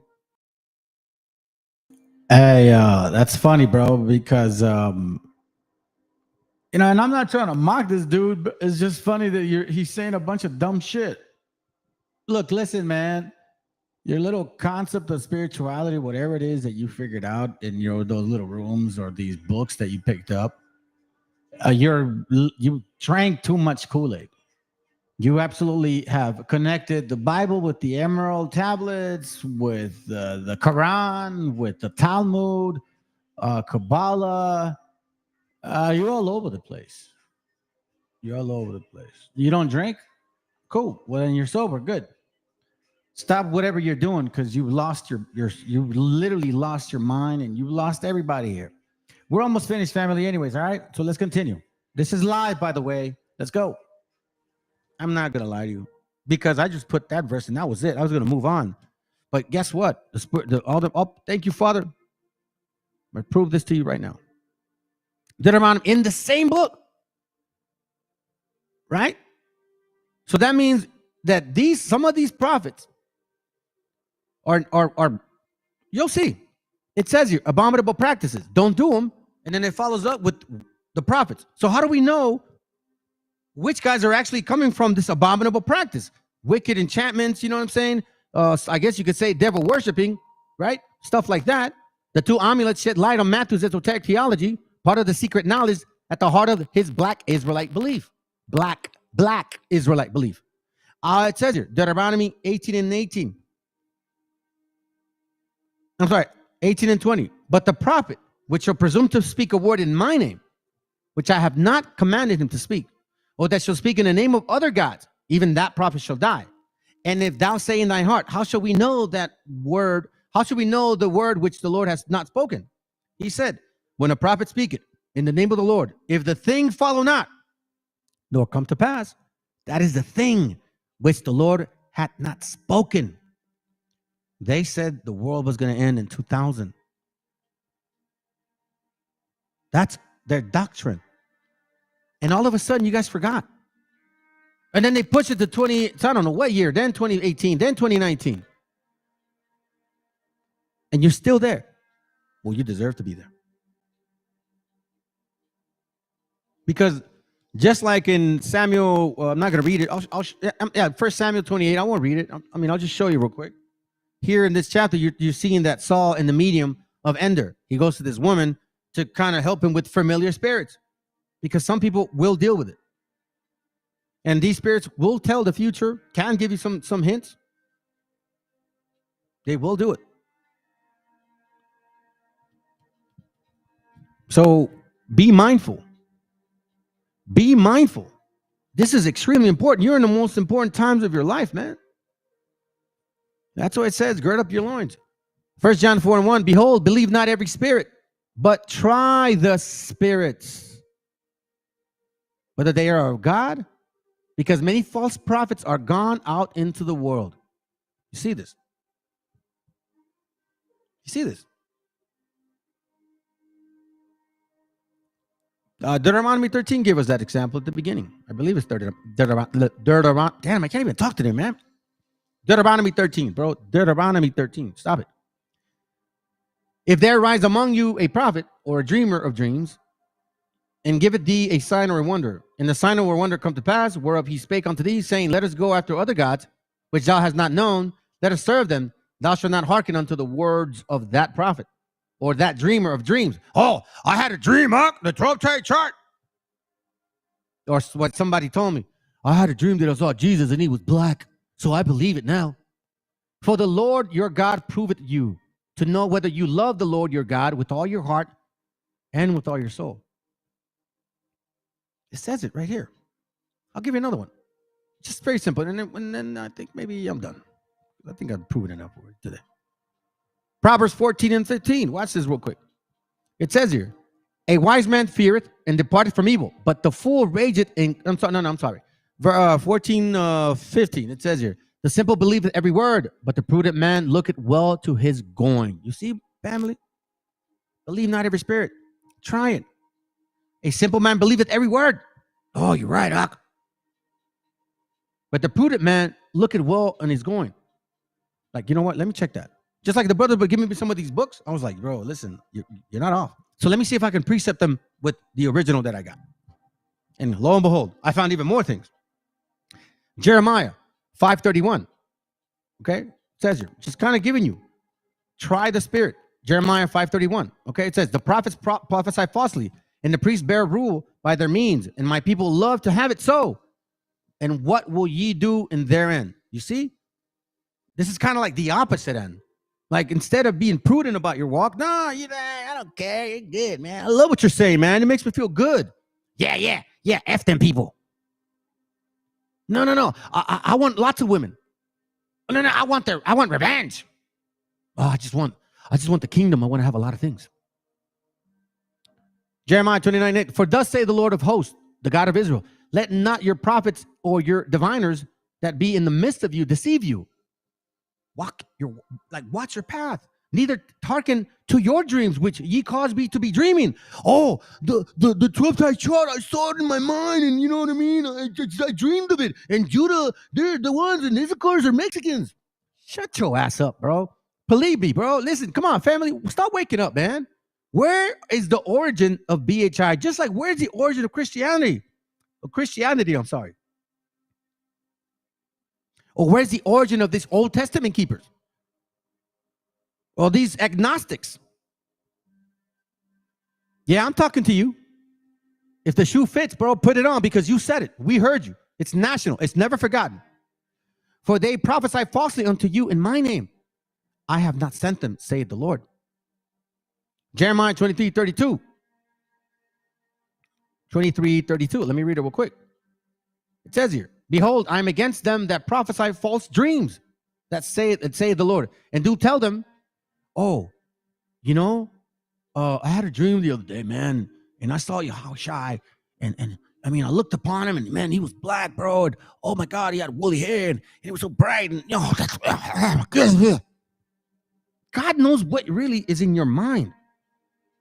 And do tell them and cause my people to err by their lies and by their likeness. Basically saying, no sean pendejos. By their likeness. It says, it says, and do tell them and cause my people to err by their lies and by their likeness, by the simple mind. Yet I sent them not, nor commanded them. Therefore shall not profit this people at all, saith the Lord. It's not hard to comprehend. It's all written right here in stone. I'll give you one more. Romans 16:18, right? Check this out. Romans 16:18 real quick. It says here, for they that are such serve not our Lord, the Meshiach, or Meshiacha, but their own belly, what makes them feel good, by good words and fair speeches, deceive the hearts of the simple. Confusion, different spirits. You guys are watching people on channels, different doctrines. They're all different doctrines teaching you guys the same crap. Same things happened 2 years ago. The same thing happened 4 years prior to that. The proof is in the pudding, man. So I don't know, I mean, again, I think I've given you guys some books here to show you guys. I think I gave you the names of them. I know I didn't provide some links at all, but at least I was trying to be as thorough as I could. Let me see if I'm missing anything else, and then I guess we'll call it a day, man. Let's see. There was one thing. Oh, so sorcery. So now, remember, BHI Christianity. Okay, here we go. This is why it's important to understand the scene in the upper room, and we'll end it with this. After Mary's death, many legends grew up around her name, but none of them are trustworthy. The craze for further particulars about her was partly satisfied by the writers of apocryphal gospel. So you dummies that are worshiping the Queen of Heaven, the Virgin Mary, La Virgen Maria, you're getting it the same way. There is no direct evidence of prayer being offered to Mary during the first 4 centuries. Augustine was among the earliest of the church fathers who thought it possible that she had never committed actual sins, although he agreed that she shared the common corruption of humanity. This led eventually to the promulgation by the Pope of the dogma in the Immaculate Conception of Mary in 1854. So in 1854 is when they're talking about the Immaculate Conception of the Virgin Mary. So prior to that, what do you think they were believing? There you go. About the middle of the 5th century, some Christian leaders, wishing to exalt her, began to vie with one another, inventing new phrases in her honor. With the development of the idea that the celibate and virgin state is morally superior to the married state, it was suggested that she was a perpetual virgin, and that the brothers and sisters of Jesus mentioned in the Bible were not her children at all, but were either Joseph's children by prior marriage or were the cousins of Jesus. In 1950, the Pope declared the dogma of the Assumption of Mary. That is, Mary's body did not decompose in the grave, but was reunited with God to her soul soon after she died. Roman Catholic theologians now openly refer to Mary as the co-creator and the co-redemptrix of the race. None of these post-apostolic developments have any support in Scripture. Bam! Here we go. Gotcha, bitch. Yep, that's it. All right, family. That's been a long time, man. So appreciate you guys being here. I'm gonna call it a day. I'm gonna do one song maybe, and that's about it. Okay. My apologies for the reading. It was horrible, man. But I don't know. I was kind of a little bit sick this past week. Got my energy back a little bit. I had a little fever, some cough, so maybe that's why.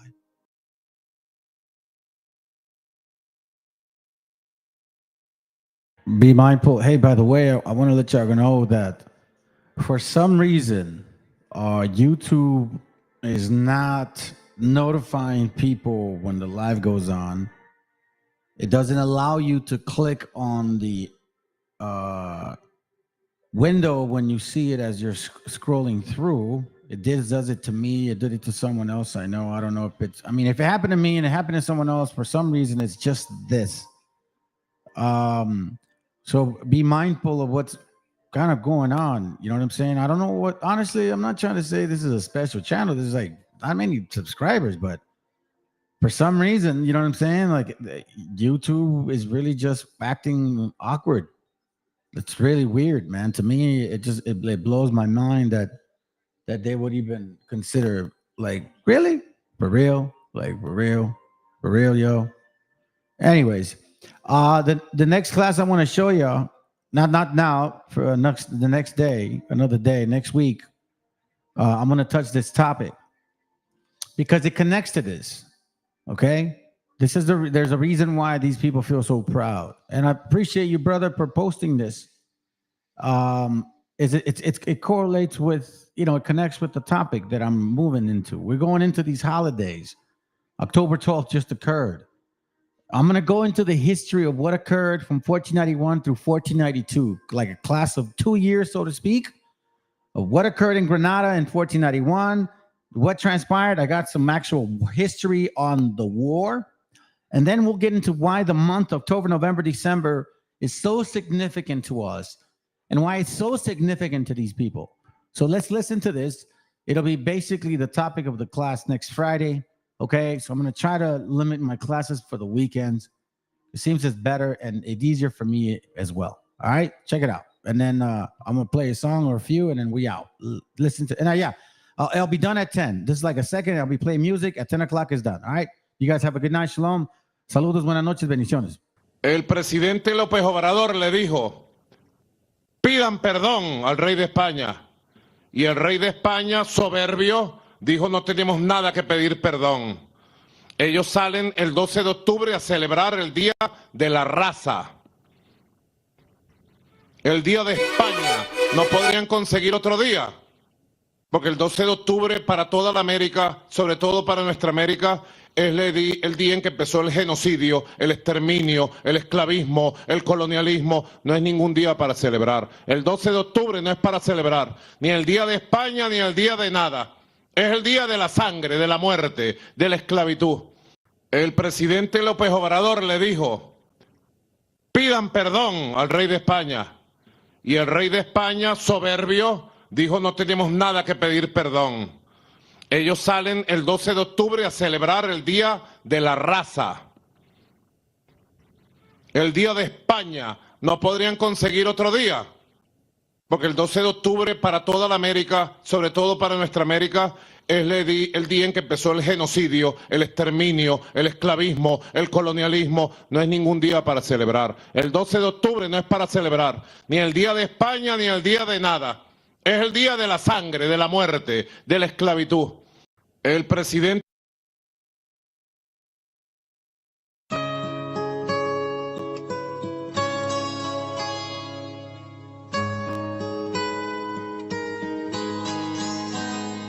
Soy de Perú, bandido, contento porque en esta parte del mundo he nacido, más que orgulloso de crecer en donde yo he crecido. Me siento bendecido y aquí me quiero morir, y la verdad porque así será.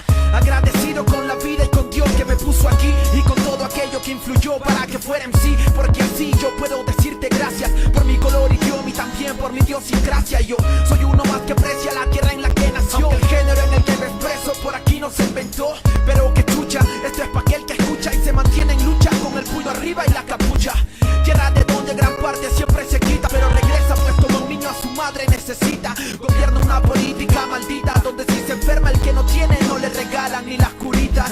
Por eso, pero no es sinónimo de progreso, y no esas mierdas sentadas en el Congreso. En fin, somos de un sitio en donde nada cae del cielo, en donde muchos trabajamos desde niños hasta abuelos. Lo que siempre sé que está mi tierra crece, a pesar que unas veces no paguen al que cosecha lo que merece. No solo aquí, también en toda América Latina, víctima de aquella supuesta raza más fina. Pero no olviden que en Perú no existen razas, somos una especie de seres humanos que se exporten en masa, que cuando se revela atacarán enjambre. Un peruano se puede morir de todo, pero nunca de hambre. Yo represento a los desiertos y a la montaña, aquella selva que si miras de arriba te engaña y te hace pensar que el paraíso está en el suelo, donde se refleja el cielo temprano en la mañana. Yo soy peruano, así que mejor infórmese antes de juzgar a mi apariencia y mi piel morena. Aquellos seres humanos que sobresalen, soportando todo a pesar de que muchos le envenenan. Paisajes de mil colores, comidas de mil sabores, playas con arenas blanquitas, no quiero nada. Tierra de grandes señores, culturas y soñadores, gente amable que te hace pensar, yo me quedo acá. Sufrimos y nos levantamos como otros pueblos hermanos, víctimas de terroristas y tiranos que se llevaron mucho y a muchos para el carajo. Pero el peruano sabe cómo se sale de abajo. Por eso más de lo que sé y de lo que escucho, en todas partes siempre respetan a los peruchos. Y es un hecho que a la mayoría nada le complace, razón por la cual quiere ser el mejor en lo que hace. Es que así se nace cuando eres peruano, aquí tienes de todo, pero también nada se regala, hermano. Norte, sur o centro, en donde quiera que te vayas.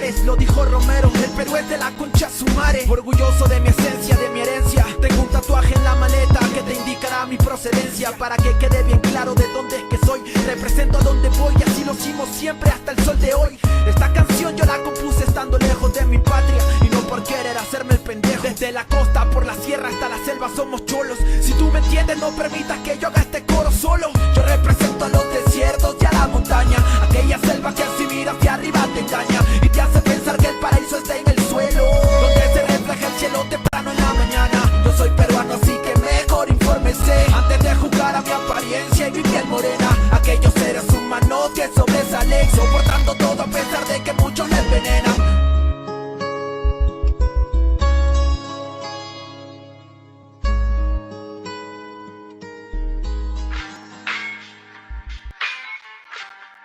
A la banda que más ha hecho.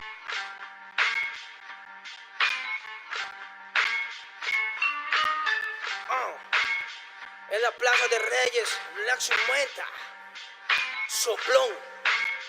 Yeah. ¿Qué vas a saber? ¿Qué vas a saber tú? Oye, chibolito, faltóme.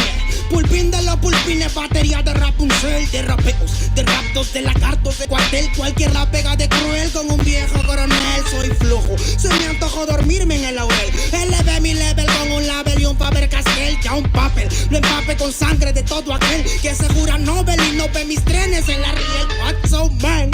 ¿Por qué no sacan la tablet? Juro por mis aguas que no te hablo por la aguas. Soy chinchado neto, búscame por pico sour y te voy a meter al centro loco como Beckenbauer. Escúchame atento mi bro, que estamos rompiéndole en pro. El negro de Plaza de Reyes como siempre rompe de este micrófono. Que quiere meterle como yo pero no puede meterle tacoprón. Si te pensaba que solo era un gallo, déjame decirle que se equivocó. Real motherfucker feeling on the street. Es el Black Sheep, Black Sea Metal de Plaza de Kings. Motherfucker, soplum.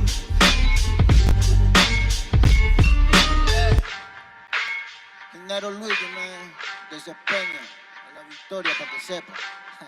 Incas Mo, it's money gang, gang, yeah, yeah, Yo también he llorado, gente. También me han desplazado por mi rasgo afrodescendiente. Sí, un perro no habla pero siente. Cuento historias callejeras pa' barrios de delincuentes. Y soy un perro que te ladra, que te muerde y que te huele, nene. Soy más que Lenny, ustedes para mí son pelele. Con mi jauría todo el día en busca de los cheles. Tengo un perro en fiscalía que nos mueve los papeles y otro en la comisaría para evitar el susto. Muchas veces me han llevado por solo como luzco. Perdón, madre mía, si yo le causé un disgusto, pero en esta vía yo crecí rodeado de perros chuscos. Yo sé que me quieren ganar, yo sé que me quieren tumbar y no pasará porque soy de verdad. La super rafina, la Dodo Style, metido en latina aprendiendo un quizá. Yo tengo el style, no mido la raza del perro, yo mido por la lealtad y yo soy leal. La calle te enseña lo que no te enseña la universidad. Salí de ese peña aquí con una seña, te tiran para atrás. La calle limeña aquí nadie la teña, ya nada es igual. Tiene que respetar, tiene que respetar. La calle te enseña lo que no te enseña la universidad. Salí de ese peña aquí con una seña, te tiran para atrás. La calle limeña aquí nada le duele, ya nada es igual. Tiene que respetar, si yo soy tu papá. Cinco mob, negro. Cinco mob, nigga. Nero Luigi, man. Incas mob, yeah. It's money gang, gang, gang, yeah. Hey, yo. Yango en la maldita casa. Me llaman pa' que les dé al menos una vez al mes. Se metieron al lago y olvidaron que era el Ness. For everybody bless. La fama es una puta, me está llamando a las 3. Dile que llame después de las 16 y 25. Volví de la infancia de Abraham Lincoln. Con fuerza ya inco, luchando para salir del rincón. Letra callejera en CD brinco. Under del under, puede que tu viejo te lo mande. Sale de vez en cuando como el cóndor por los Andes. Mi cuerpo no es de madera como Dandy. Antes que me branden, yo seré el ola que los expande. Aunque esto me pique en la madera, no sirven ni para romper el ticket de un evento afuera. Loco por la carrera, desafían la gran verdad. Yo espero tras la barrera y llego con la novedad. Niña, tú solo espera que ya encontré la manera. He visto bastante por querer lograrlo saltando escalones dentro de la escalera. La vida me puso al depósito, yo soy de púlpito pa' que el mundo conociera. De esta parte mejor interprete Gaspar de esta cordillera. Sin luz afuera, que el espectáculo es dentro. La calle es mi templo, tiembla el pavimento. Cuando yo me concentro, mis disparos son temas. La calle un poema, se siente desde cuando entro. Que a toditos estos drogaditos que creen que rapean los regreso al centro de mi balcón. Yo he visto el clown de clown en la misma gestión, pero a la malla no llega el balón. Y para esta malla no soy el patrón, yo llamo, es la cuestión. Y doy fue por cada renglón, consciente de la operación del final Mbappé con la edad de bufón. De Yango, la maldita casa.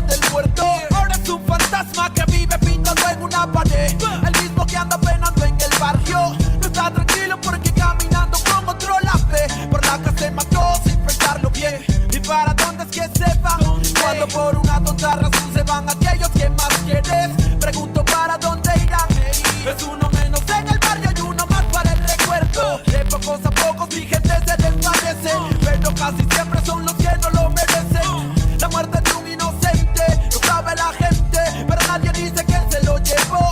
Se rompió un corazón, lágrimas de madre, sangre en sus manos y no lo comprende el padre. Recuerda que la vida no tiene un valor y grita al cielo, mejor recógeme a mi Señor.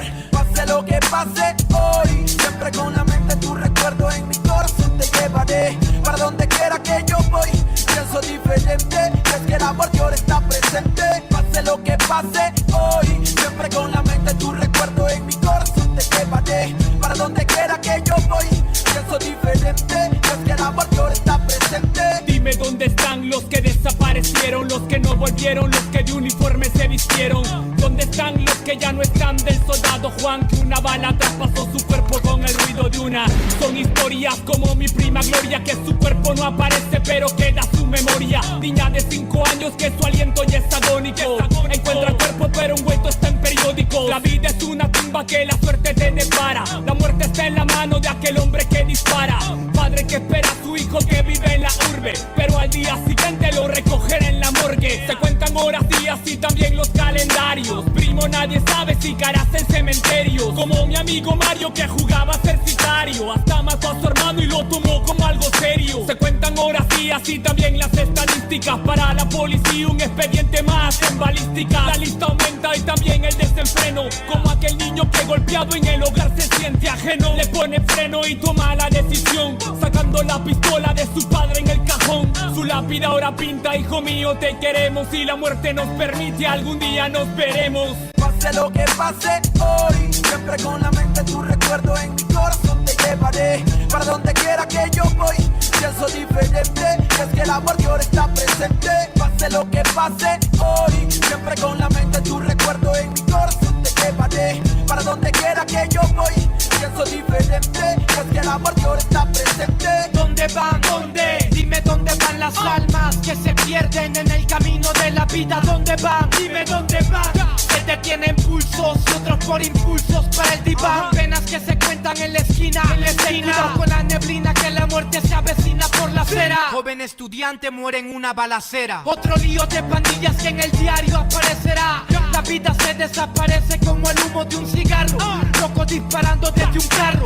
Otra vida que se pierde bajo el cielo gris. No se puede ser feliz cuando gente muere en un desliz. Como Marco que soñaba con ser narco, viajar en barco y olvidarse de las penas en su cuarto. Pero cada vez que parcha ya se siente harto, y su corazón marchito marcha para el infarto. Almas en oferta como Berta, que se acuesta en una cama pero en otra se despierta. Son 14 años y ya perdió la niñez. Se desaparece un viernes y no regresa en 2 o 3. Coleccionando amores sin importancia a los rumores, malos menores sin temores y sin valores, deambulando en cada city, con el futuro a convertirse en un graffiti. Pase lo que pase hoy, siempre con la mente tu recuerdo en mi corazón te llevaré. Para donde quiera que yo voy, pienso diferente, es que el amor de ahora está presente. Pase lo que pase hoy, siempre con la mente tu recuerdo en mi corazón te llevaré. Para donde quiera que yo voy, pienso diferente, es que el amor de ahora está presente.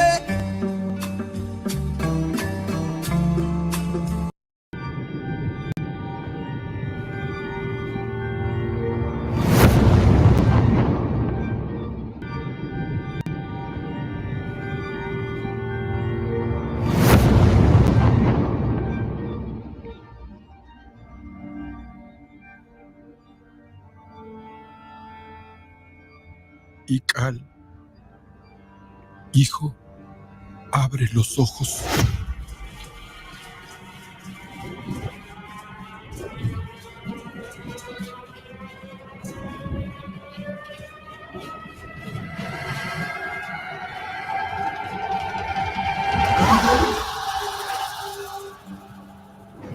Tu cuerpo se queda con nosotros, pero tu espíritu debe seguir.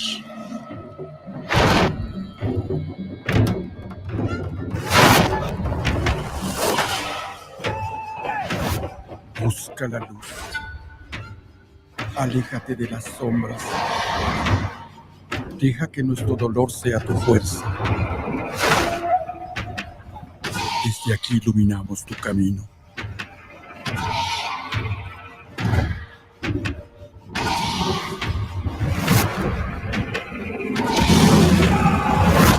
lucha como nosotros ante esta pena tan grande.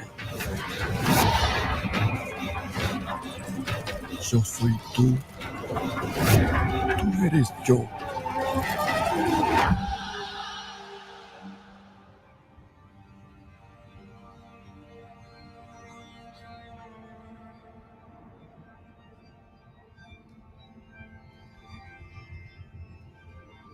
La muerte que hoy nos separa, mañana volverá a unirnos. Eres libre, hijo.